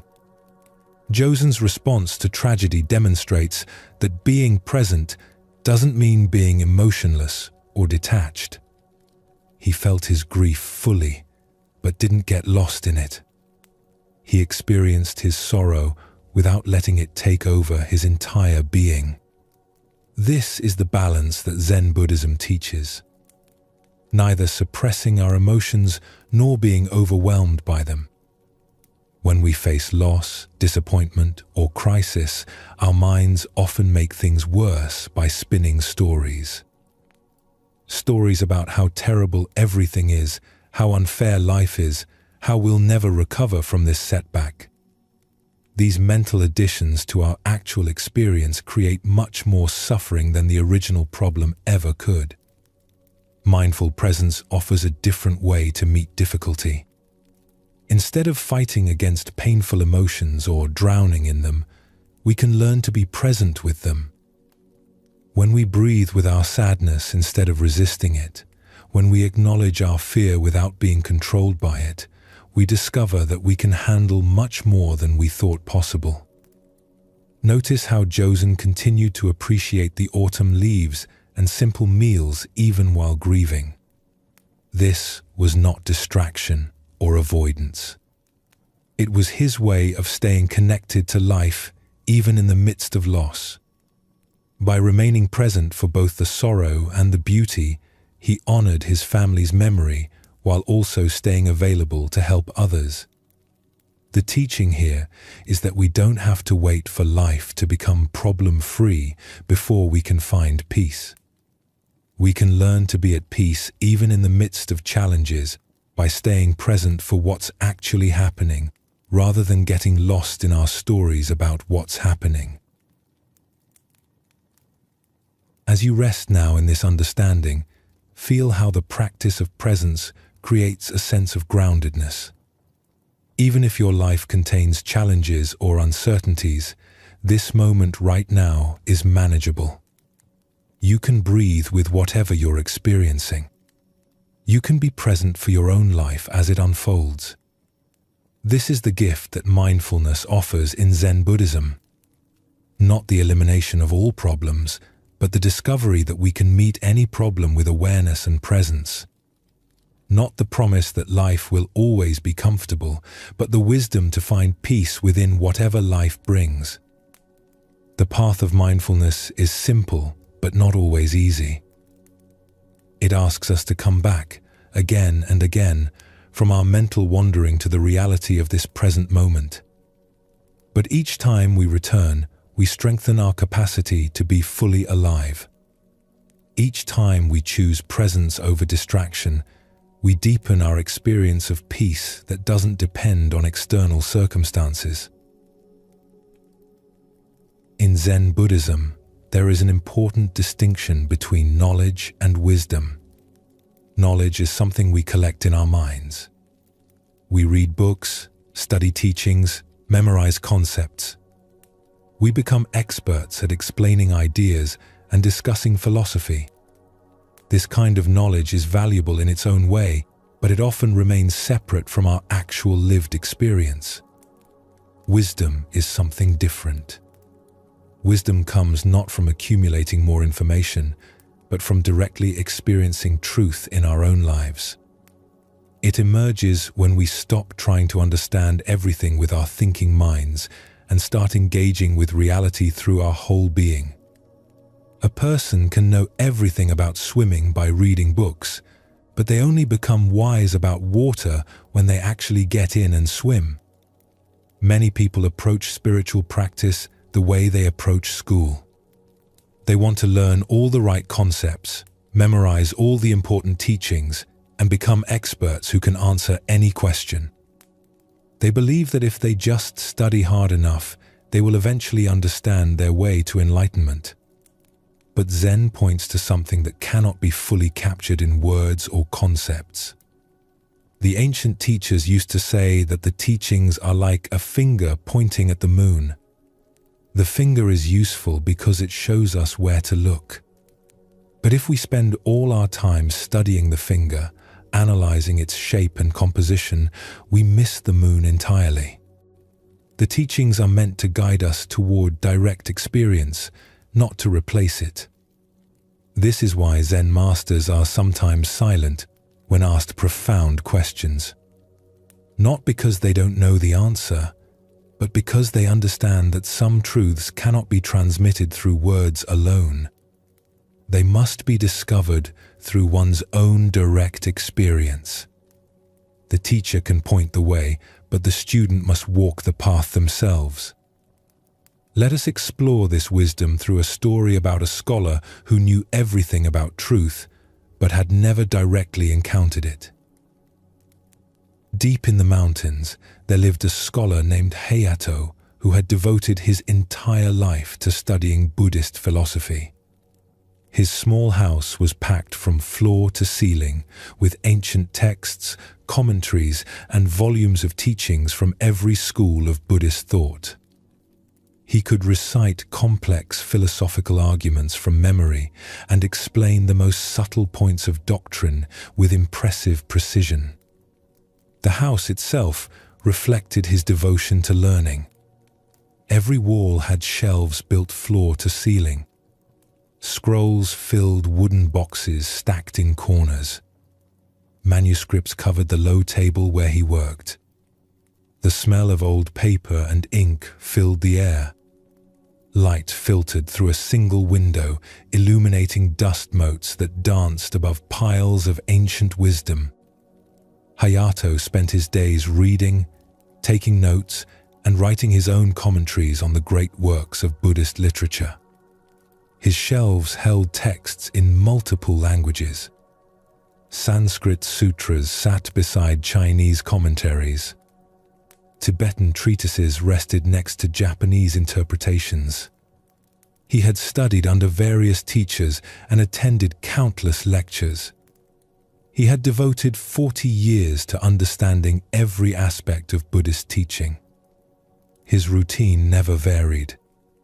He would rise before dawn, light a single lamp, and begin reading. He would work through the morning, pausing only for a simple meal of rice and vegetables. In the afternoon, he would write his own commentaries, carefully documenting his understanding of complex philosophical points. In the evening, he would review what he had written, checking his logic and references. When other scholars had questions about obscure points of philosophy, they would travel for days to consult with Hayato. He had answers for everything. Which sutra contained which teaching? How different schools interpreted the same concept? What the ancient masters had said about any given topic. His knowledge was encyclopedic, his memory sharp, his understanding of theory complete. He had developed a reputation as one of the most learned Buddhist scholars in the entire region. Students would occasionally make the difficult journey to his mountain retreat to study with him, hoping to benefit from his vast knowledge. Hayato would teach them about the different schools of thought, the historical development of Buddhist philosophy, the various interpretations of key concepts. But despite all his learning, Hayato felt something was missing. His understanding was complete in theory, but he often felt as confused about life as anyone else.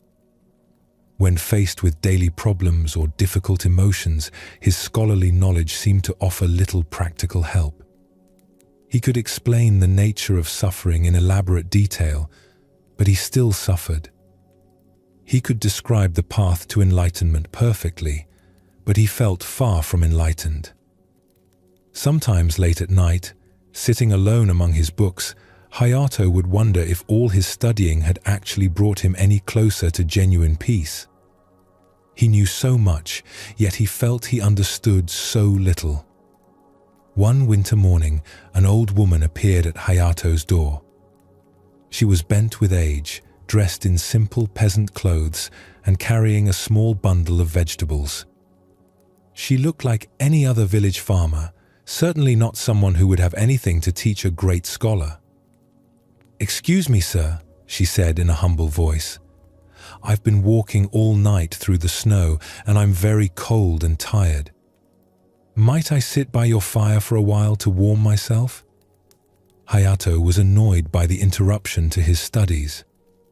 He had been working on a particularly complex passage and didn't want to lose his concentration. But his Buddhist training had taught him the importance of compassion, so he reluctantly allowed the woman to enter and sit by his small hearth. As she warmed herself, the old woman noticed the books covering every surface of the room. Texts were piled on tables, stacked on shelves, spread open on the floor. "My," she said with apparent amazement, "you must be very wise to have read so many books about Buddhism." Hayato's chest swelled with pride. "Yes," he said, "I have studied Buddhist philosophy for over 30 years. I know the teachings of all the great masters. There is probably no question about Buddhist doctrine that I cannot answer." The old woman looked impressed. "How wonderful," she said. "I am just a simple farmer, but I have always wondered about something. Perhaps you could help me understand?" "Of course," Hayato said, pleased to have an opportunity to demonstrate his knowledge to someone who would surely be amazed by his wisdom. The woman was quiet for a moment, staring into the fire. Then she asked, "What is Buddha?" Hayato launched into an elaborate explanation. He spoke about the historical Buddha Shakyamuni, about Buddha nature, about the three bodies of Buddha in Mahayana philosophy, about the distinction between the Buddha as a person and Buddha as an enlightened state. He quoted ancient texts and cited famous masters. He covered every aspect of Buddhahood that his scholarly training had taught him. The explanation took nearly an hour. Hayato felt satisfied with his thorough response.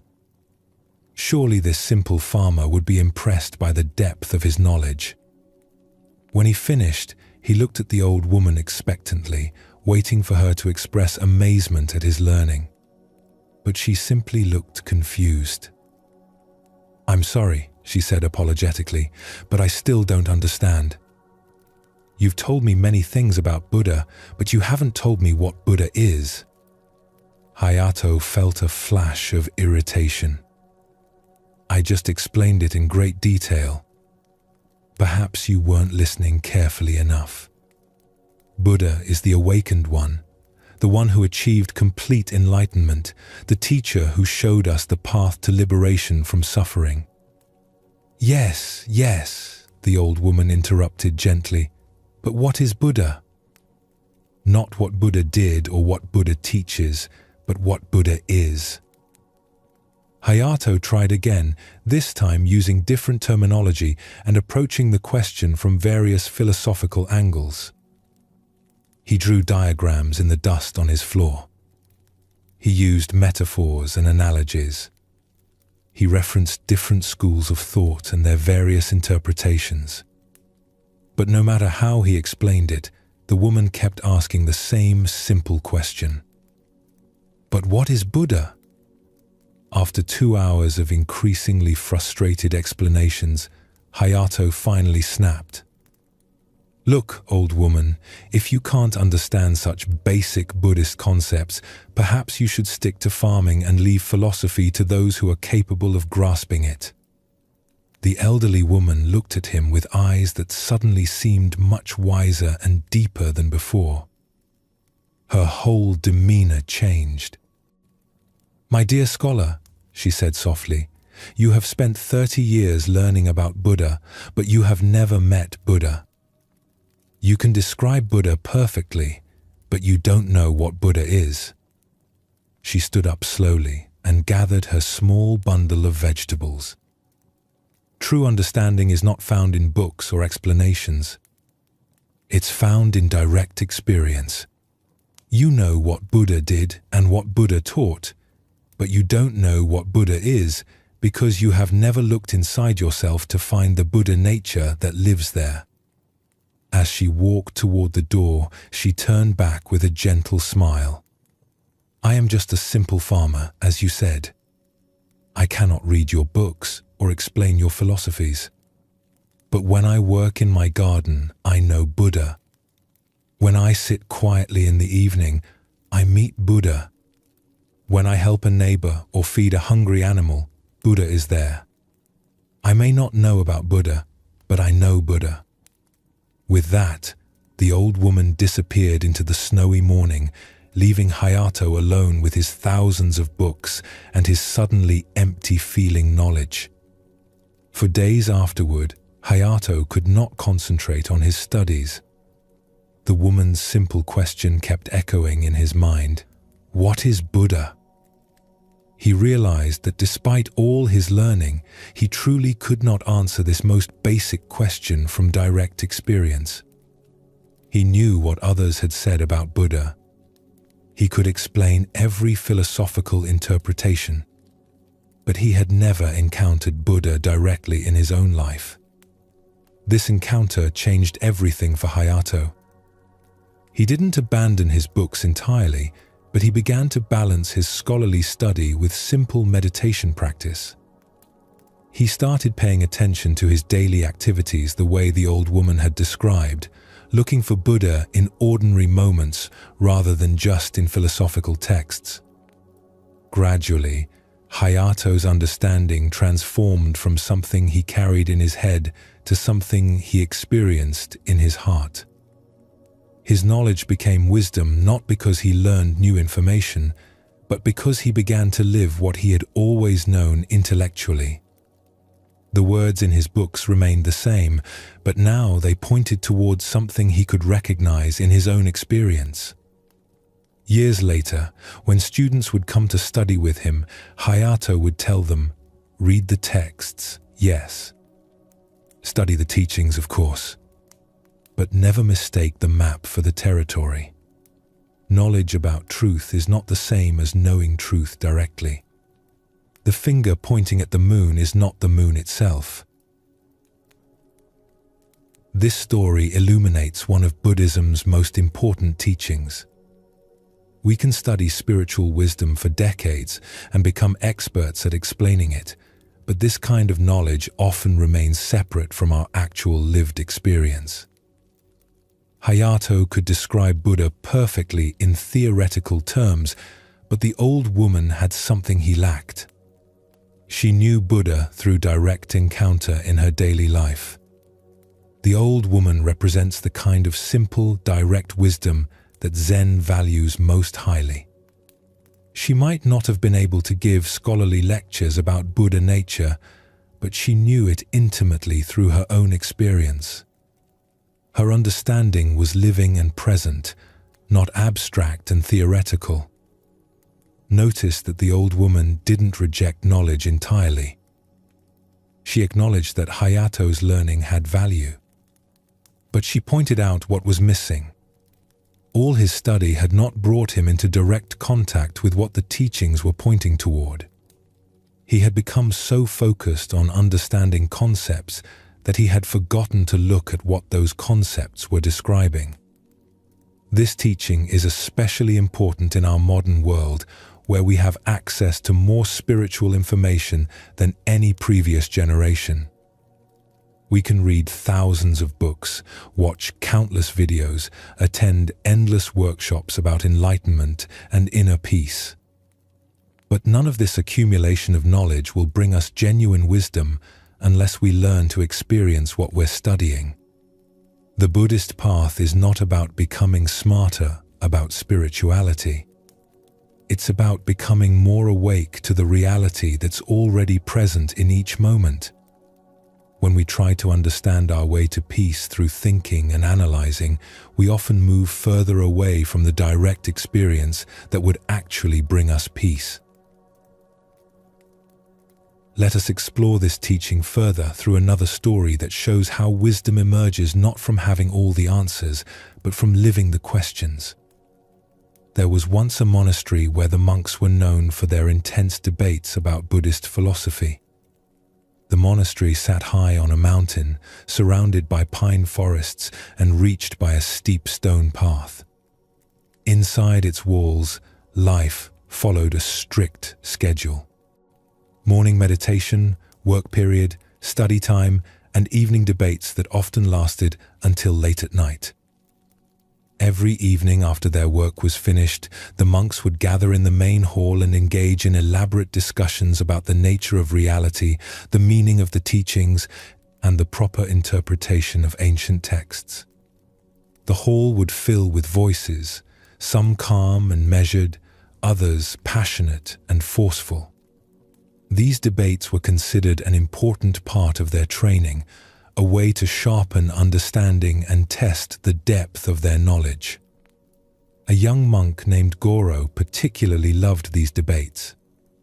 He had come to the monastery at age 15, and now, at 25, he had devoted a decade to intensive study. He was quick-witted and well-read, with a sharp memory and sharper tongue. He took great pride in his ability to win arguments and prove other monks wrong. When he scored a point in debate, his eyes would light up with satisfaction. When he spotted a flaw in another monk's reasoning, he would pounce on it immediately. He would spend his days preparing for the evening sessions. During the work period when other monks focused on their tasks, Goro's mind was composing arguments. During study time, he searched for passages that would support his positions. He had notebooks filled with quotes and references, all organized by topic, so he could quickly find the perfect response to any challenge.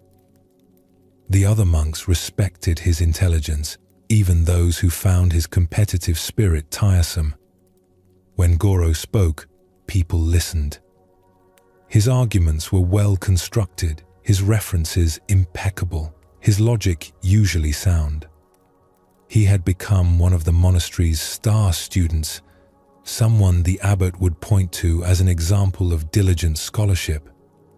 One day, a new monk arrived at the monastery. His name was Tekkan, and he seemed different from the others. He was older, perhaps in his 60s, with weathered hands that suggested years of hard physical work rather than scholarly study.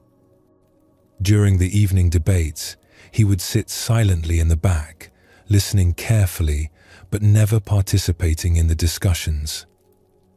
This puzzled Goro. How could anyone sit through such fascinating philosophical conversations without wanting to contribute? After a week of watching Tekkan's silence, Goro decided to draw him into the debate.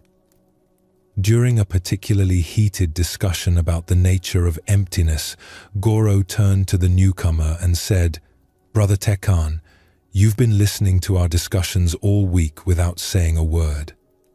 Surely you must have some opinion about whether phenomena are empty of inherent existence." All eyes turned to Tekkan, who looked slightly uncomfortable at being put on the spot. He was quiet for a long moment before responding. "I'm sorry, but I don't really understand what you mean by inherent existence. Could you explain it to me?" Goro was delighted. Here was a chance to display his knowledge to someone who was clearly less educated than himself. He launched into a detailed explanation of emptiness philosophy, using technical terms and citing ancient masters. His explanation was thorough, impressive, and quite complicated. When he finished, Tekkan nodded slowly. "Thank you for that explanation. But I'm still not sure I understand. Can you give me an example of something that has inherent existence and something that doesn't?" Goro was happy to oblige. He spent another 20 minutes providing examples and elaborating on his philosophical understanding. But when he finished, Tekkan asked another simple question that showed he still didn't quite grasp the concept. This pattern continued for several evenings. Tekkan would ask innocent questions that seemed to reveal his lack of sophisticated understanding, and Goro would respond with increasingly elaborate explanations. The other monks began to see Tekkan as somewhat simple, unable to grasp the complex ideas that they debated so skillfully. But something strange began to happen. As Goro tried to explain these concepts to someone who seemed to know nothing about philosophy, he found himself having to examine his own understanding more carefully. Tekkan's simple questions forced him to think about what he actually meant by the words he used so confidently. One evening, Tekkan asked a question that stopped Goro completely. They had been discussing emptiness for nearly an hour, with Goro explaining various philosophical interpretations with his usual confidence. The other monks were listening, some nodding along, others preparing their own responses. "Brother Goro, you've explained emptiness to me many times now, and I'm grateful for your patience," Tekkan said, his voice soft but clear. "But I wonder, when you're not explaining emptiness, when you're just living your daily life, how does this understanding change the way you experience washing dishes or sweeping floors?" Goro opened his mouth to answer, but no words came. He sat there with his mouth slightly open, feeling suddenly exposed. He looked around at the other monks, hoping someone would jump in to help, but they too seemed uncertain. The question hung in the air like smoke. "I mean," Tekkan continued gently, "if we truly understand emptiness, shouldn't it change how we experience everything? When you sweep the meditation hall in the morning, does your understanding of emptiness make any difference to that experience? Or is it just an idea you think about during debates?" Goro felt his face grow warm. He realized that despite all his sophisticated explanations, his understanding of emptiness had never actually changed how he experienced ordinary activities. It remained an intellectual concept, something he could discuss brilliantly, but had never truly integrated into his lived experience. He could explain what emptiness meant in theory, but he had no idea how it felt in practice. "I'm not sure," he admitted, his voice much quieter than usual. The admission felt like defeat, but also strangely like relief. For the first time in years, he had spoken with genuine honesty rather than trying to display his knowledge. Tekkan smiled gently, his weathered face showing only kindness. "Thank you for your honesty. That takes more courage than clever arguments. You see, I spent 40 years as a farmer before coming here. I never learned the proper names for Buddhist concepts, and I can't engage in philosophical debates the way you do. My mind doesn't work that quickly, and I never had the chance to study books." He shifted his weight, his old knees creaking slightly. "But when I plant seeds in empty soil, I experience something that might be what you call emptiness. The soil looks empty, but it's actually full of potential.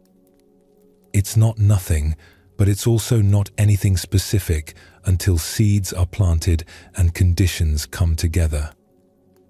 When I watch crops grow through their dependence on sun and rain and earth and my care, I see what you might call dependent origination. Nothing grows alone. Everything depends on everything else." He paused, looking around at the gathered monks with eyes that held both humility and a kind of quiet confidence. "I came here hoping to learn the names for what I had already experienced in my daily work. I wanted to be able to talk about these things the way you all do, to understand the philosophy behind what I'd lived. But I'm starting to think that maybe the names are not the most important thing. Maybe the experience is what matters most." The room fell silent. For the first time, many of the monks questioned whether their sophisticated debates were bringing them closer to wisdom or further from it. "Don't misunderstand me," Tekkan continued. "I'm not saying study is worthless. I'm grateful for all the explanations you've given me. But I wonder if sometimes we get so interested in talking about truth that we forget to live it." From that night forward, the character of the monastery's evening gatherings began to change. Instead of trying to win debates about concepts, the monks started sharing how their understanding affected their daily experience. Instead of competing to show off their knowledge, they began asking genuine questions about how to live with greater wisdom and compassion. Goro discovered that Tekkan's simple questions had been far more valuable than all his clever arguments. By forcing him to examine what his knowledge actually meant in practical terms, the older monk had helped him begin to transform intellectual understanding into lived wisdom. Years later, Goro would tell his own students, "The greatest teacher I ever met was an old farmer who asked simple questions and showed me that I had been studying the menu instead of tasting the food." This story reveals another crucial aspect of the difference between knowledge and wisdom in Buddhist teaching. Goro had accumulated vast amounts of information about Buddhist philosophy. He could explain complex concepts and win sophisticated arguments. But Tekkan, despite his lack of formal education, had something more valuable. He had directly experienced in his daily work what the philosophy was trying to describe. Tekkan's questions were not signs of stupidity or confusion. They were pointing toward a gap in Goro's understanding. The young monk could talk eloquently about emptiness, but he had never experienced how that understanding might transform his actual engagement with daily life. His knowledge remained abstract, disconnected from his lived experience. Notice how Tekkan approached his learning. He was not trying to collect information or win arguments. He was trying to connect the teachings to his own direct experience. When the monks spoke about dependent origination, he thought about how crops grow through multiple interconnected causes. When they discussed emptiness, he reflected on the relationship between seeds and soil. This is the kind of wisdom that Zen Buddhism values. Not the ability to explain teachings perfectly, but the capacity to recognize truth in one's own experience and to live accordingly. Tekkan might not have been able to write scholarly treatises, but he had done something more important. He had allowed spiritual insights to shape how he actually lived. The transformation that occurred in the monastery shows what happens when we shift from accumulating knowledge to cultivating wisdom. The monks stopped treating spiritual teachings as abstract concepts to be debated and started treating them as practical guidance for how to live. Their understanding deepened not because they learned new information, but because they began connecting what they knew to their actual experience.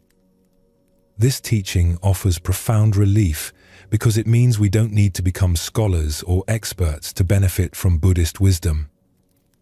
We don't need to understand every philosophical nuance or memorize complex texts. We simply need to take whatever understanding we have, however basic, and begin applying it to our actual experience. As you rest in this teaching now, notice the difference between thinking about peace and actually experiencing it in this moment. Feel how wisdom emerges not from collecting more information about truth, but from being present to the truth of your own direct experience right now.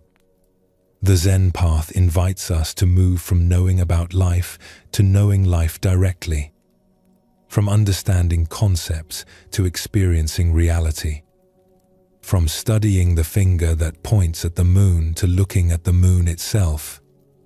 This shift from knowledge to wisdom is not about abandoning learning, but about allowing what we learn to transform how we actually live, moment by moment. In Zen Buddhism, there is a teaching about non-attachment that is often misunderstood. Many people think non-attachment means not caring about anything, becoming cold or indifferent, withdrawing from life. But this is not what Zen teaches at all. True non-attachment means engaging fully with life while holding our preferences lightly. It means caring deeply about things without being enslaved by our need to control them. It means loving without possessing, working toward goals without being destroyed if we don't achieve them, enjoying what we have without living in constant fear of losing it. Think of how a child holds a butterfly. If they grip too tightly, they crush it. If they don't care at all, they never get to experience its beauty. But if they hold their hand open and let the butterfly rest there freely, they can appreciate it fully while also allowing it to fly away when it's ready. This is the balance that non-attachment points toward. We suffer not because we love things, but because we try to own them completely. We suffer not because we have preferences, but because we demand that reality conform to those preferences. When we grasp tightly at anything, whether it's an object, a person, an experience, or even an idea, we plant the seeds of our own anxiety. The tighter we grip, the more we fear losing what we hold. Zen teaches us that everything in life is temporary. Everything changes. Everything passes. This is not a sad truth, but simply the nature of reality. When we try to freeze moments, to make permanent what is naturally flowing, we create suffering for ourselves. But when we can appreciate things fully while they're here and release them gracefully when they go, we discover a freedom that no amount of control could ever provide. This teaching transforms how we relate to everything we value. Our work becomes more fulfilling when we stop being enslaved by our need for success. Our relationships become more loving when we stop trying to control and possess the people we care about. Our possessions bring more joy when we hold them lightly appreciating them while we have them and releasing them peacefully when the time comes. Let us explore this wisdom through a story about a man who discovered that losing what he held most dear actually freed him from a prison he didn't know he was in. A fisherman named Ichiro lived in a small coastal village where his family had fished the same waters for generations. The village sat at the edge of a bay where the sea was usually calm in the morning and grew rougher as the day progressed. Everyone in the village made their living from the ocean in one way or another. Ichiro owned a beautiful boat that his grandfather had built by hand 50 years ago. The boat was made of sturdy cedar wood with carved wooden details along the rails and a sail that his grandmother had woven from the strongest fibers. The wood had been oiled and cared for so well that it still looked almost new. This boat was not just his livelihood, but his pride and joy, his most treasured possession. Every week, Ichiro would spend hours polishing the boat's wood until it gleamed in the sunlight. He would mend the smallest tear in the sail immediately. He would check every rope, every joint, every plank to make sure everything was in perfect condition. Other fishermen would sometimes joke that Ichiro loved his boat more than he loved fishing. Ichiro was known throughout the village as the most successful fisherman. His nets always seemed to find the richest schools of fish. His knowledge of the ocean's moods and patterns was unmatched. He knew where the fish would be at different times of day, in different seasons, under different weather conditions. Other fishermen would watch him launch his boat each morning and hope to learn his secrets. But Ichiro's success came at a cost. He had become so attached to his boat and his reputation that fishing was no longer enjoyable.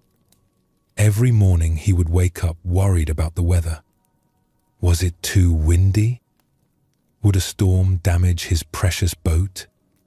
He would lie in bed calculating whether the conditions were safe enough to risk taking his boat out.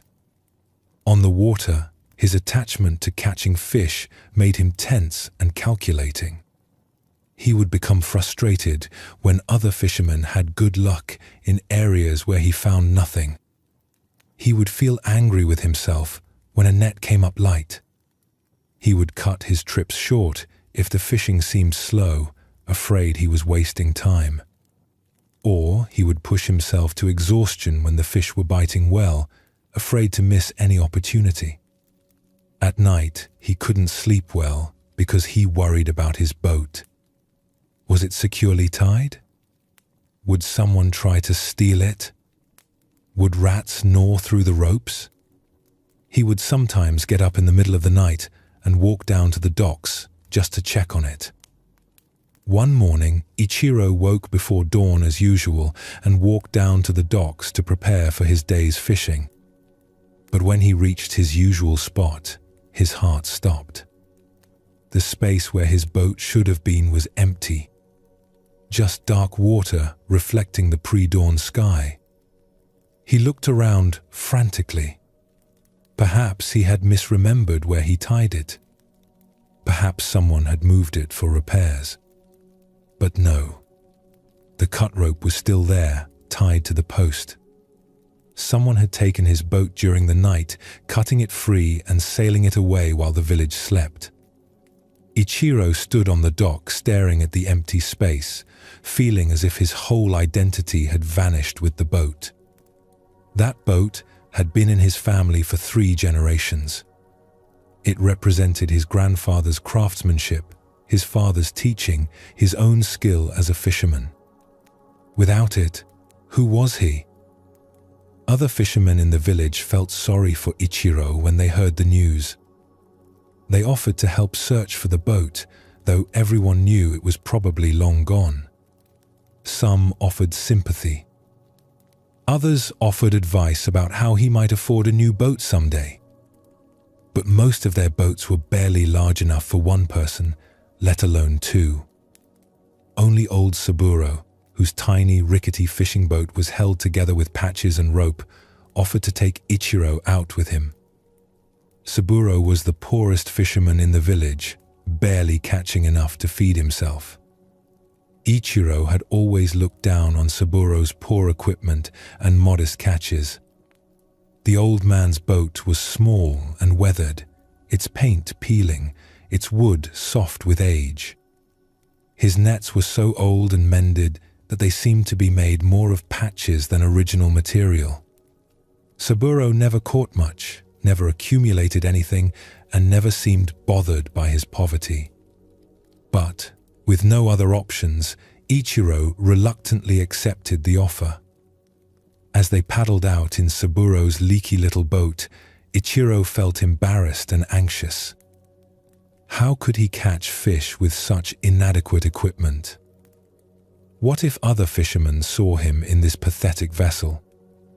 His reputation as a successful fisherman would be ruined.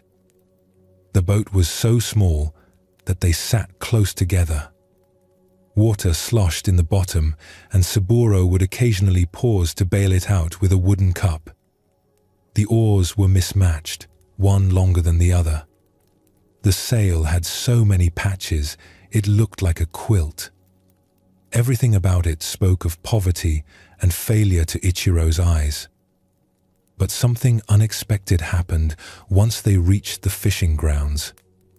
Without his perfect boat and carefully maintained equipment to worry about, Ichiro found himself paying attention to things he had never noticed before. He watched the way Saburo read the water, not through sophisticated knowledge, but through simple, quiet observation. The old man would sit perfectly still for long minutes, just listening to the rhythm of the waves and feeling the movement of the current beneath them. He would watch how seabirds flew and where they dove. He would notice the color and texture of the water's surface. When he cast his patched nets, he did so without any sense of urgency or attachment to the outcome. If the nets came up empty, Saburo would simply smile and try another spot. "The fish are elsewhere today," he would say calmly. If they came up full, he would give thanks and continue his work. There was no frustration with failure, no grasping at success. Just steady, peaceful work. "Saburo," Ichiro asked, "aren't you worried that your nets might tear? They look like they could fall apart at any moment." The old man chuckled, his weathered face creasing into smile lines. "They might. They've torn many times before, and I've mended them. If they tear today, I'll mend them tonight. If they fall apart completely, I'll make new ones somehow. The fish don't care how pretty the nets are. They don't ask to see credentials before they swim into them."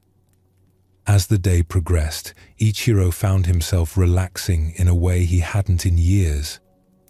Without his own equipment to maintain and protect, he could simply focus on the experience of fishing itself. He began to remember why he had loved being on the water as a child, before fishing became about success and reputation and the fear of losing what he had. He noticed the smell of the salt air. He felt the sun warm on his shoulders. He heard the cry of gulls and the splash of fish jumping. He saw the way light moved on the water's surface. All these things had been there every day of his fishing life, but he had been too worried and distracted to notice them.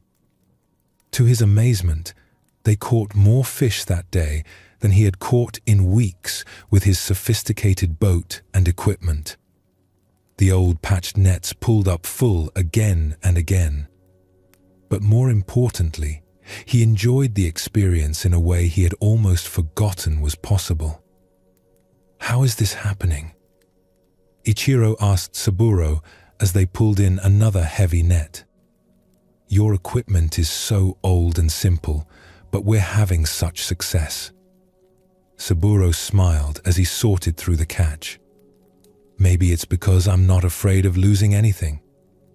My boat is already falling apart, so I don't worry about scratching it." My nets are already patched, so I don't fear tearing them.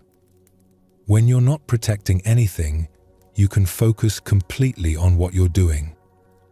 He paused, looking at Ichiro with kind eyes. You had a beautiful boat, my friend. But you spent so much energy worrying about it that you forgot to enjoy fishing. You were so afraid of losing what you had that you lost your peace of mind instead. That evening, as they returned to shore with their good catch, Ichiro realized something profound. The loss of his boat had freed him from something he hadn't even known was imprisoning him. His attachment to his perfect equipment had been preventing him from fishing with the natural ease and attention that actually brought both success and satisfaction. Over the following weeks, while he waited to see if his stolen boat would be recovered, Ichiro continued fishing with Saburo. Each day brought new discoveries. He learned to read the water through patient observation rather than anxious analysis. He learned to cast nets without worrying about outcomes. He learned to appreciate the simple act of being on the water rather than constantly measuring his success. When his boat was eventually found abandoned on a beach 2 villages away, Ichiro faced an interesting choice. He could return to his old way of fishing with all its anxiety and attachment. Or he could continue with the freedom he had discovered in Saburo's simple approach. He chose to keep his boat, but to fish with a different attitude. He still maintained his equipment carefully, but he no longer lived in fear of losing it. He still worked to catch fish, but he didn't let his success or failure determine his peace of mind. He had learned the difference between caring for something and being enslaved by it. Years later, when young fishermen would ask Ichiro for advice, he would tell them, "Take good care of your equipment, but don't let your equipment take care of you. Love your work, but don't let your work become your master." The best fishing happens when you're not afraid of coming home empty-handed. This story reveals one of Buddhism's most liberating insights about attachment. Ichiro's love for his boat was not the problem. The problem was his clinging, his constant anxiety about protecting and maintaining it, his fear of loss. This attachment turned what should have been a source of joy into a source of suffering. Saburo showed him what non-attachment looks like in practice. The old fisherman cared about his work and took care of his equipment as best he could. But he held everything lightly. His boat was falling apart, but he didn't agonize over it. His nets were patched, but he didn't fear their imperfection. This freedom allowed him to fish with complete presence and natural ease. Notice that Saburo was not indifferent or careless. He mended his nets when they tore. He bailed water from his boat. He worked hard and did his best. Non-attachment doesn't mean not caring. It means caring without being controlled by fear of loss. Ichiro discovered that his attachment had actually been making him a worse fisherman. His constant worry prevented him from being fully present for his work. His fear of failure made him tense and calculating rather than natural and intuitive. His need to protect his possessions consumed energy that could have gone into simply fishing well. This teaching applies to everything we value in life. How much energy do we waste protecting and controlling things instead of simply enjoying them? How often does our fear of loss prevent us from fully experiencing what we have right now? How many opportunities do we miss because we're too busy clinging to what we already possess? The Buddhist path teaches that true security comes not from successfully controlling everything, but from releasing the need to control. When we can hold our possessions, our relationships, our achievements lightly, we discover a freedom that no amount of grasping could provide. Let us explore this teaching further through another story that shows how non-attachment can transform even our relationship with our own identity. In a large city, there lived a woman named Ryonen who was widely regarded as one of the most beautiful and accomplished women of her generation. She had been born into a wealthy merchant family and had received the finest education available. She had mastered poetry, calligraphy, music, and dance.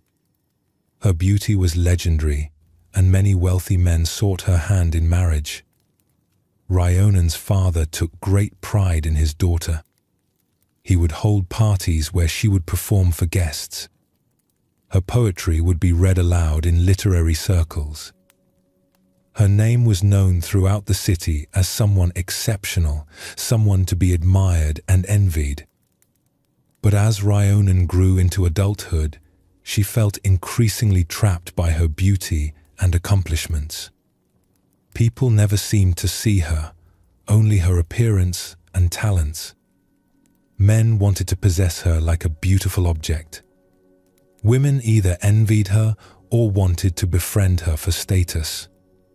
No one seemed interested in who she actually was beneath the surface. More deeply, Ryonen felt called to a spiritual life. She wanted to practice Zen Buddhism seriously, to dedicate herself to understanding the nature of mind and reality. But whenever she mentioned this to her family or friends, they would laugh. Why would someone as beautiful and privileged as you want to become a nun? You could marry a wealthy man, have a comfortable life, continue your artistic pursuits. Don't waste your gifts. Despite her family's objections and society's expectations, Ryonen decided to pursue her spiritual calling. She approached several Zen monasteries, requesting to be accepted as a nun. But none would take her. The abbots would take one look at her exceptional beauty and refuse her entry. Your appearance would be too distracting for the monks, they would tell her. You should marry and live a conventional life. The monastic path is not suitable for someone like you. After being rejected by the 7th monastery, Ryonen understood something painful. Her physical beauty, which everyone else saw as a gift, had become an obstacle to what she most wanted in life. People's attachment to her appearance and society's attachment to it was preventing her from living according to her true calling. She sat for many days considering what to do. She thought about disguising herself, perhaps wearing plain clothes and covering her face. But she knew that wouldn't be enough. The problem wasn't just how others saw her. It was how she herself had become identified with her appearance and accomplishments. Beauty had become her identity, and she needed to free herself from that identity. One night, Ryonen made a radical decision. She went to her family's kitchen and heated a large iron pot until it glowed red hot. Then, without hesitation, she pressed the metal against her face. The physical pain was intense, but brief. The emotional liberation was immediate and lasting. She had freed herself from the burden of exceptional beauty that had defined her entire life. She was no longer the beautiful Ryonen, but simply Ryonen, a woman seeking spiritual understanding. When she appeared at the next monastery with her scarred face, the abbot looked at her differently. He saw not a beautiful woman who might distract his monks, but a serious seeker who had demonstrated the depth of her commitment. He accepted her immediately. In the years that followed, Ryonen became known not for her appearance but for her wisdom and depth of practice. She wrote poetry that captured profound insights. Her teaching helped many students understand the path. She was respected for who she was, not what she looked like. Students would sometimes ask Ryonen if she regretted destroying her beauty. She would smile and say, "I destroyed nothing. I only freed myself from a prison." The beauty that mattered was always on the inside, but I couldn't see it while everyone was focused on my face. But the most profound part of Ryanan's story came near the end of her life. A young nun approached her and said, "Master, I admire your sacrifice, but I cannot imagine being brave enough to destroy my appearance as you did. How did you find such courage?" Ryanan looked at her student with eyes full of gentle wisdom. "I did not destroy my appearance out of courage," she said. "I destroyed it out of attachment. I was so attached to becoming a nun that I was willing to sacrifice anything to achieve that goal." The young nun looked confused. "But isn't dedication to spiritual practice a good thing?" "Dedication, yes," Ryanan replied, "but not attachment. When I scarred my face, I thought I was showing my commitment to practice. But I was actually showing my attachment to a particular identity, that of being a nun. I traded one form of attachment for another." She paused, looking out at the monastery garden where flowers bloomed and faded according to their natural cycles. True freedom comes not from changing our external circumstances, but from releasing our grip on all identities. The understanding I sought by becoming a nun was already present when I was a beautiful woman in my father's house. I simply couldn't see it because I was too attached to my appearance. "So was your sacrifice meaningless?" the student asked. Ryanan smiled. "No, it was necessary for me at that time. Sometimes we must go to extremes to learn what balance means. My scarred face taught me something that no amount of studying could have revealed. It showed me that freedom comes not from changing what we look like or what role we play, but from changing how tightly we hold on to these things." This profound story reveals multiple layers of teaching about attachment and identity. Ryanan's initial attachment to her beauty prevented her from pursuing the spiritual life she desired.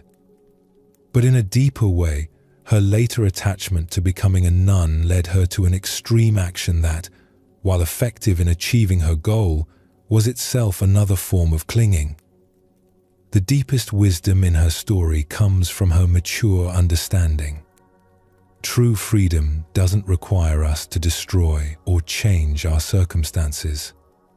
It requires us to change our relationship to those circumstances.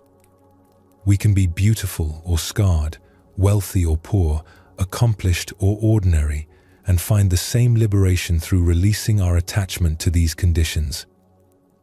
This teaching is especially important in our modern world, where identity has become such a central concern. We define ourselves by our appearance, our achievements, our roles, our status. We think we are our job title, our relationship status, our physical attributes, our social position. But Zen wisdom teaches that these identities, while practically useful, are not our true nature. Ryanan's journey shows that we can become attached even to spiritual identity. We can cling to being a good practitioner, an enlightened person, someone who has transcended worldly concerns. These spiritual attachments can be just as binding as worldly ones. The freedom that Buddhism points toward is freedom from all fixed identity, not becoming a different person, but releasing the tight grip we have on being any particular person. When we stop clinging to who we think we are or who we think we should be, we discover a natural ease that allows us to respond appropriately to each situation without the burden of maintaining an image. Notice that Ryanan didn't regret her actions. They had been necessary for her journey, but she had learned something beyond them. She learned that true freedom is always internal, not dependent on changing external conditions. Whether beautiful or scarred, nun or laywoman, the same peace was available through releasing attachment. As you rest in this teaching now, feel what it might be like to hold your own identity a bit more lightly. Not abandoning who you are, but releasing some of the tight grip you have on maintaining a particular self-image. Notice how this creates space, how it allows breath to flow more freely. Non-attachment in Zen Buddhism is not about having nothing or caring about nothing. It's about engaging fully with life while remaining free. Free from the anxiety of loss.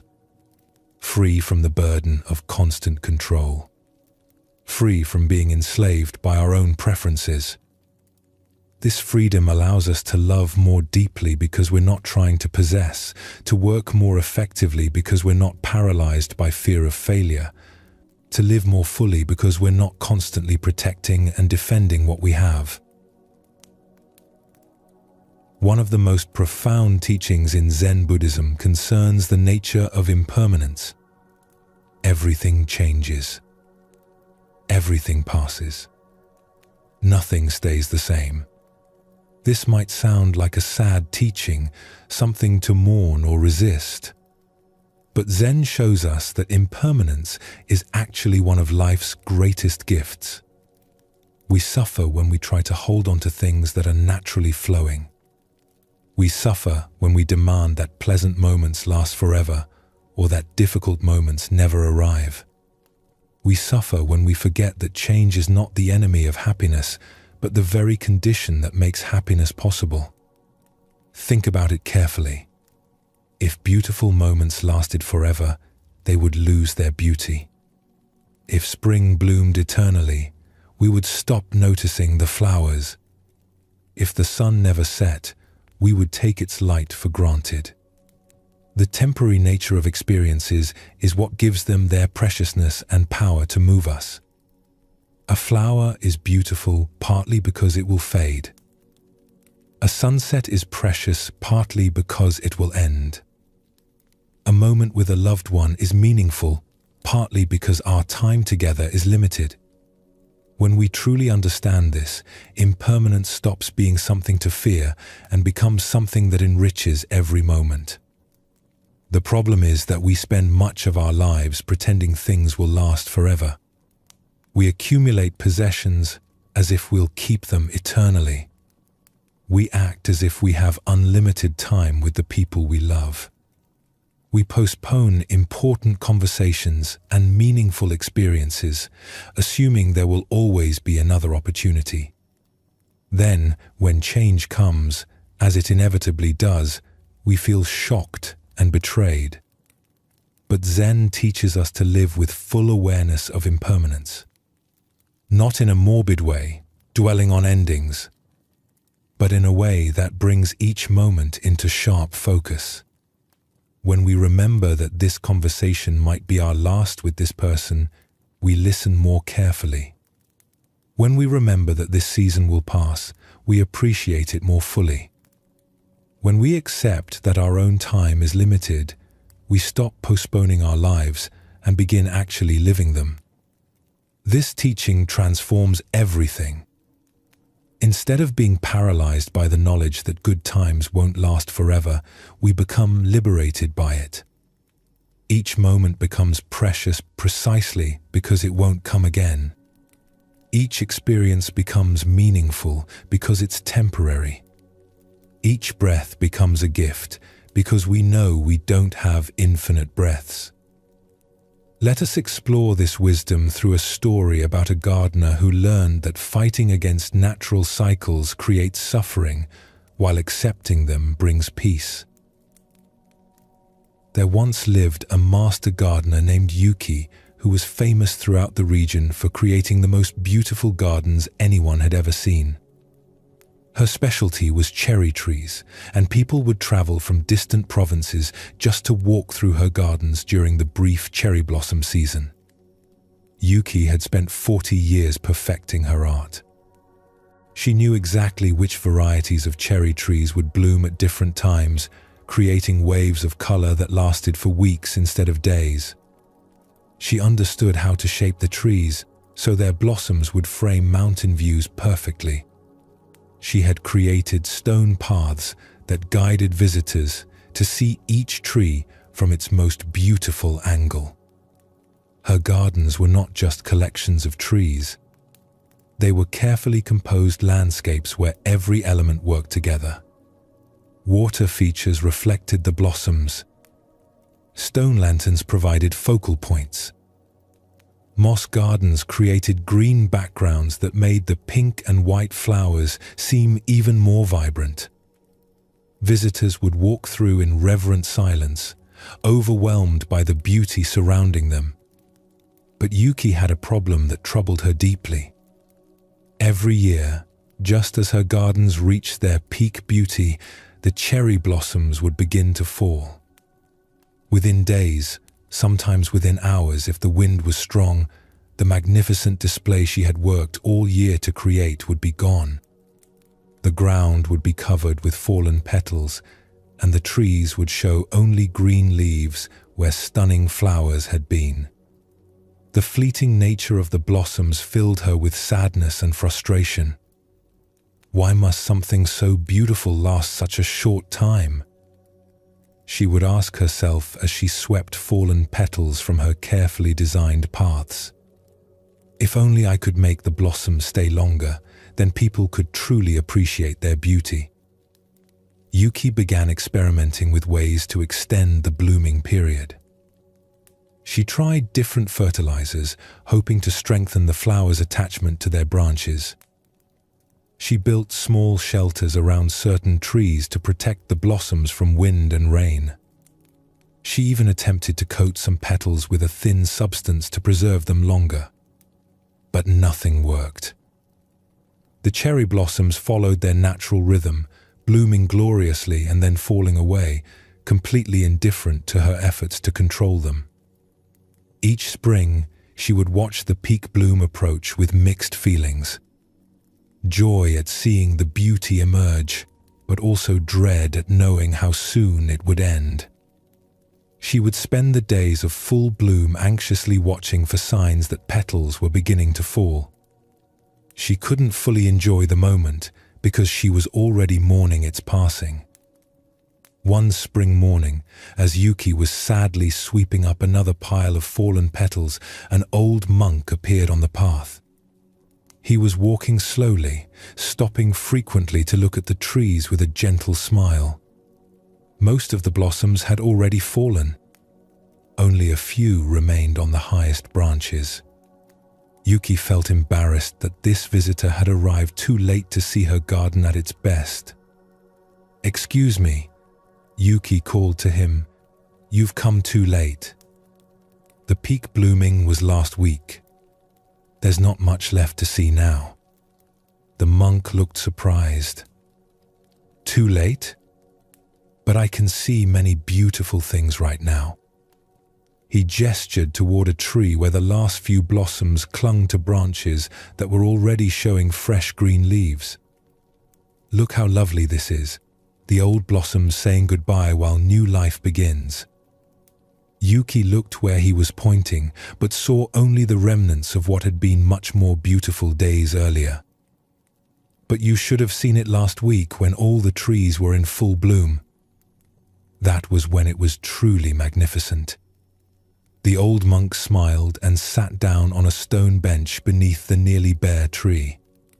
He invited Yuki to sit with him. "Tell me about that perfect day," he said. Yuki's face lit up as she described the peak bloom. Every tree was covered in perfect flowers. The air was filled with their delicate fragrance. Visitors walked the paths in wonder, some of them with tears in their eyes from the beauty. It was like paradise itself. "It sounds wonderful," the monk said. "And how did you feel during that perfect day?" Yuki paused, remembering. Her expression became troubled. "I felt anxious, actually. Even while people were praising the beauty, I was worried about how long it would last. I kept looking for signs that the petals were beginning to fall. I couldn't fully enjoy the moment because I was already dreading its end. The monk nodded thoughtfully. "And how do you feel now, a week later?" "Sad. Empty. Like the whole year of work was wasted because the beauty was so brief. Like all my effort was for nothing."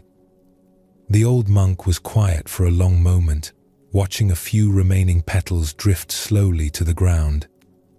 Then he asked, "What if the shortness of the blooming is not the enemy of beauty, but the source of it?" Yuki looked confused. "What do you mean?" "Tell me," the monk said, "would people travel from distant provinces to see cherry blossoms if they bloomed all year long? Would visitors walk your paths with tears in their eyes if the flowers lasted for months? Would you treasure the sight of full bloom if it was always available?" Yuki had never considered this perspective. "I suppose not. If cherry blossoms bloomed constantly, they would become ordinary." "Exactly," the monk smiled. "The very thing that causes you sadness, the brief nature of the blossoms, is what makes them so precious. Their beauty is not despite their impermanence, but because of it. When people see cherry blossoms, they are not just seeing pretty flowers. They are seeing the beautiful truth that all things pass away, and this knowledge makes the sight even more meaningful and poignant." He gestured toward the nearly bare tree above them. "This tree will give you a new gift now. In a few weeks, it will offer fresh green shade for summer visitors. In autumn, it will display brilliant colored leaves. In winter, it will show you the elegant structure of its bare branches against snow. Each season has its own beauty, but only because each season lets go when its time is finished." As they sat together in comfortable silence, Yuki began to see her garden with different eyes. The fallen petals on the path were not just debris to be cleaned up. They were evidence of beauty that had been fully expressed and completed. The few remaining blossoms were not inferior remnants, but the final notes of a song that had been perfectly sung. "I have been fighting against the very thing that makes my garden special," she realized aloud. "I wanted to stop time at the moment of peak beauty, but that would destroy what makes the beauty powerful." The monk stood up to continue his walk. "The cherry blossoms have been teaching the deepest truth about life for centuries. They show us that because things pass away, each moment is irreplaceable. Because beauty is temporary, it deserves our complete attention and appreciation. When we truly understand impermanence, we don't love things less. We love them more fully." From that day forward, Yuki's relationship with her garden completely transformed. She still worked carefully to create the best conditions for blooming. She still designed beautiful compositions and maintained her paths. But she no longer fought against the natural cycle of flowering and fading. During peak bloom, instead of worrying about when it would end, she would sit quietly among the trees and drink in their beauty completely. She gave herself permission to feel the full joy of the moment without the shadow of future loss hanging over it. When the petals began to fall, instead of feeling sad, she would appreciate the graceful way the blossoms completed their brief dance. She even began to see beauty in the falling itself. The way wind would lift clouds of petals into the air. The patterns they made as they drifted down. The soft carpet they created on the ground. Each stage of the cycle had its own particular beauty that she had been missing while wishing for something different. Visitors noticed the change in Yuki. She seemed more present and peaceful, more able to share in their wonder rather than being preoccupied with maintenance and control. The garden itself didn't change, but the gardener's relationship with it did. And somehow this made the whole experience more beautiful. Years later, people would say that Yuki's gardens taught them not just about cherry blossoms, but about life itself. They learned that trying to hold on to beautiful moments destroys them, that accepting impermanence enriches every experience, that the temporary nature of things is what makes them precious. This story reveals one of Buddhism's most transformative teachings about impermanence. Yuki was suffering not because the blossoms faded, but because she resisted their fading. Her fight against natural cycles created constant anxiety that prevented her from enjoying even the moments of peak beauty. The monk helped her see what she had been missing. The brief nature of cherry blossoms is not a flaw to be corrected. It's an essential part of what makes them meaningful. If they bloomed year-round, they would lose their power to move us. Their temporary nature concentrates their beauty, makes each viewing precious, reminds us of the larger truth about all of life. When Yuki stopped fighting impermanence and learned to work with it, everything changed. She could finally be fully present during peak bloom because she wasn't wasting energy trying to make it last forever. She could appreciate the falling petals because she wasn't demanding they stay on the branches. She found peace not by changing the garden's natural cycles, but by changing her relationship to those cycles. This teaching applies to every area of our lives. We cause ourselves suffering when we demand that pleasant experiences last forever. We miss the beauty of each moment because we're anxiously trying to preserve it. We can't fully enjoy time with loved ones because we're already dreading their eventual loss. But when we truly accept impermanence, a remarkable shift occurs. Instead of being diminished by the knowledge that things will end, our experience is enriched. We pay closer attention because we know each moment is unrepeatable. We love more fully because we understand our time is limited. We stop postponing appreciation until some future moment and begin appreciating what's here right now. Let us explore this teaching further through a story about how accepting the reality of death can paradoxically make us more alive. In a mountain village, there lived an old doctor named Nobu who had spent his entire career caring for the people of his community. For over 40 years, he had delivered their babies, treated their illnesses, and comforted their families through times of loss. He was deeply loved and respected by everyone who knew him. Now, in his 70s, Dr. Nobu developed a serious illness of his own. After many tests, he received news that no doctor wants to hear. His condition was terminal. The disease could not be cured. He had perhaps 6 months left to live, maybe less. Many people expected Dr. Nobu to become depressed or angry about his diagnosis. After spending his life healing others, it seemed unfair that he should face a disease that couldn't be healed. His friends and colleagues prepared themselves to support him through what they assumed would be a difficult time of grief and fear. But something surprising happened instead. Dr. Nobu seemed to come alive in a way that people had never seen before. Instead of withdrawing into sadness, he became more present and engaged than he had been in years. Every morning, he would wake up and spend time looking out his window at the mountains as if seeing them for the first time. He would watch the sunrise with complete attention, noting every shift in color, every change in light. He would savor his simple breakfast of rice and tea with obvious pleasure, paying attention to tastes and textures he had barely noticed for decades. When neighbors came to visit, bringing food or offering comfort, he would listen to their stories with complete attention. He seemed genuinely interested in every detail of their lives. He would ask questions and remember small things they had mentioned in previous conversations. Each visitor left feeling that they had received more than they had given. Dr. Nobu also began doing things he had always said he didn't have time for. He started painting watercolors of the mountain views from his house. He wrote long letters to old friends he hadn't contacted in years. He spent hours sitting with children in the village, telling them stories and listening to their concerns and dreams.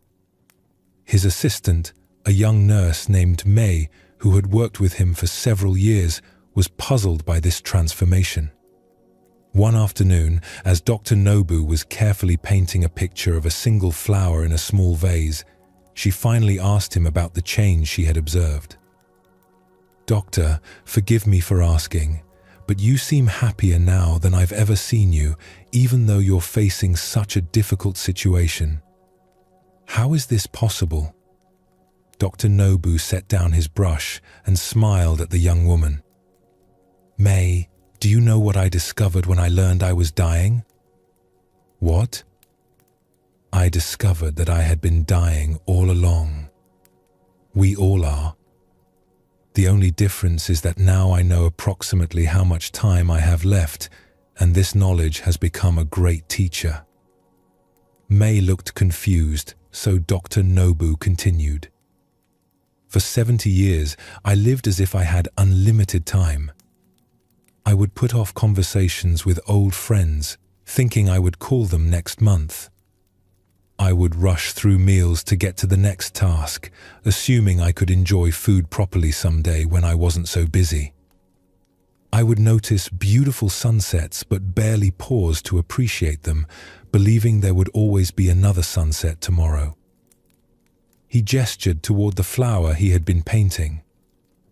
"But when you know your time is limited, everything becomes precious. This flower will fade in a few days, and I might not be here to see many more flowers after that. So I paint it now, with complete attention, giving it the respect it deserves as one of the last flowers I may ever really see." Dr. Nobu stood up and walked to the window. "Look at those mountains, May. I have seen them every day for 40 years, but I was usually too busy or preoccupied to really see them. Now that I know I won't be looking at them much longer, each time I see them feels like a miracle. The same mountains I took for granted for decades have become one of my greatest sources of joy." May began to understand. "You're saying that knowing about death makes life more meaningful?" "Not just knowing about death intellectually," Dr. Nobu clarified. "Everyone knows they will die someday. But really accepting that our time is limited, letting that truth change how we live, that's different. When you truly accept impermanence, not as a sad fact, but as the thing that makes each moment irreplaceable, everything changes." He returned to his painting, adding careful details to the flower's petals. "I am not happy because I'm dying, May. I'm happy because I'm finally truly living. For the first time in decades, I'm not postponing my life, waiting for some perfect moment to begin appreciating what I have. I'm here now, completely present for whatever time remains."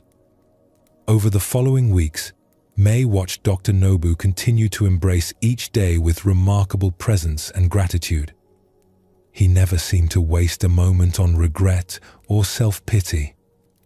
Instead, he poured his full attention into whatever he was doing, whether it was having a conversation, eating a meal, or simply watching clouds move across the sky. When Dr. Nobu's condition worsened and he became bedridden, his approach remained the same. He would listen carefully to the sounds outside his window, appreciating birdsong and wind in the trees as if they were precious music. When visitors came, he would look into their eyes with complete attention, making each person feel truly seen and valued. On his final day, Dr. Nobu called May to his bedside. "I want to thank you for caring for me during these months," he said, his voice weak but clear. "And I want to share one last thing with you. What is that, doctor? Don't wait until you're dying to start really living. The knowledge that time is precious doesn't have to come from a terminal diagnosis. Every day is terminal, in the sense that each day that passes is gone forever. If you can remember this, not as a morbid thought, but as a reminder of how valuable each moment is, you will live more fully than most people ever do. Dr. Nobu died peacefully that evening. Those who had witnessed his final months said they had never seen anyone face death with such grace and aliveness. His example became a teaching for the entire village about how understanding impermanence can transform the way we experience life. This profound story shows us how accepting the reality of death can paradoxically make us more alive. Dr. Nobu's transformation illustrates one of Buddhism's most important insights. When we truly understand that our time is limited, we stop taking moments for granted and begin to experience life with much greater richness and presence. Notice that Dr. Nobu didn't suddenly become happy because he was dying. He became alive because he stopped living as if he had forever. The terminal diagnosis forced him to face what had always been true, but what he had been ignoring. Every day of his life had been precious and unrepeatable, but he had only begun appreciating this when time became obviously limited. Most of us live with what we might call immortality syndrome. We know intellectually that we won't live forever, but we behave as if we have unlimited time. We postpone important conversations, delay pursuing our dreams, rush through daily experiences while planning for some future when we'll finally slow down and appreciate what we have. But when we deeply accept impermanence, everything changes. Like Dr. Nobu savoring his breakfast or painting flowers with complete attention, we begin to approach each experience as if it might be our last. Not in a morbid way, but with an appreciation that comes from recognizing how precious and unrepeatable each moment truly is. The Buddhist teaching of impermanence is ultimately about learning to love life more completely by understanding its temporary nature. Dr. Nobu didn't need to die to learn this lesson. None of us do. We can choose to live with full awareness of impermanence right now. We can stop postponing our appreciation and begin treasuring each breath, each conversation, each moment of awareness. When we accept that everything changes and nothing lasts forever, we don't become sad or paralyzed. We become free.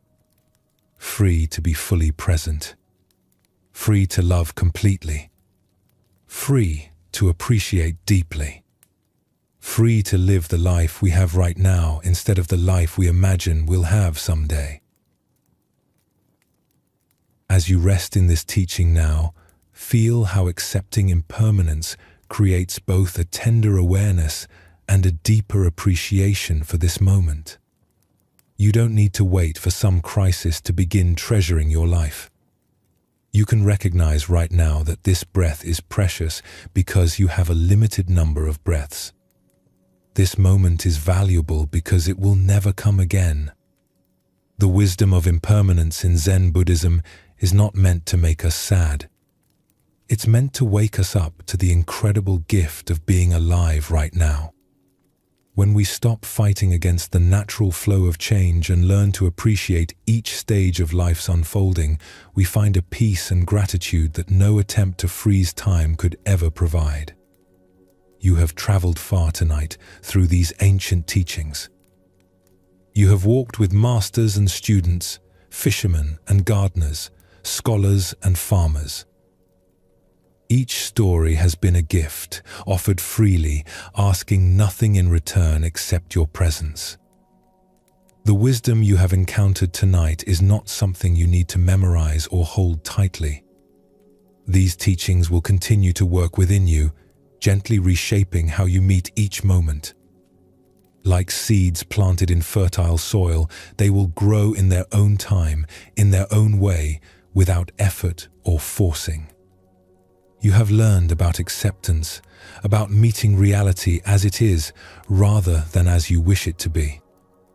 You have discovered that compassion begins with yourself before extending to all beings. You have seen how presence transforms ordinary moments into something precious. You have understood that wisdom comes not from collecting knowledge, but from living truth directly. You have explored the freedom of non-attachment, the peace of holding life lightly while caring deeply. And you have touched the profound teaching of impermanence, understanding that the temporary nature of all things makes each moment irreplaceable. These are not lessons to study, but truths to live. They are not concepts to master, but realities to experience. As you rest now, let them settle into your body like gentle rain soaking into earth. There is nothing more you need to do tonight. Nothing to achieve or figure out. The path continues not through effort, but through simple awareness. Your peace will emerge naturally, like dawn arriving without announcement when you stop struggling and allow yourself to simply be. Rest deeply in this understanding. You are already whole. You are already home. You are already exactly where you need to be. Sleep well, and thank you for joining us here at Sleepy Monk.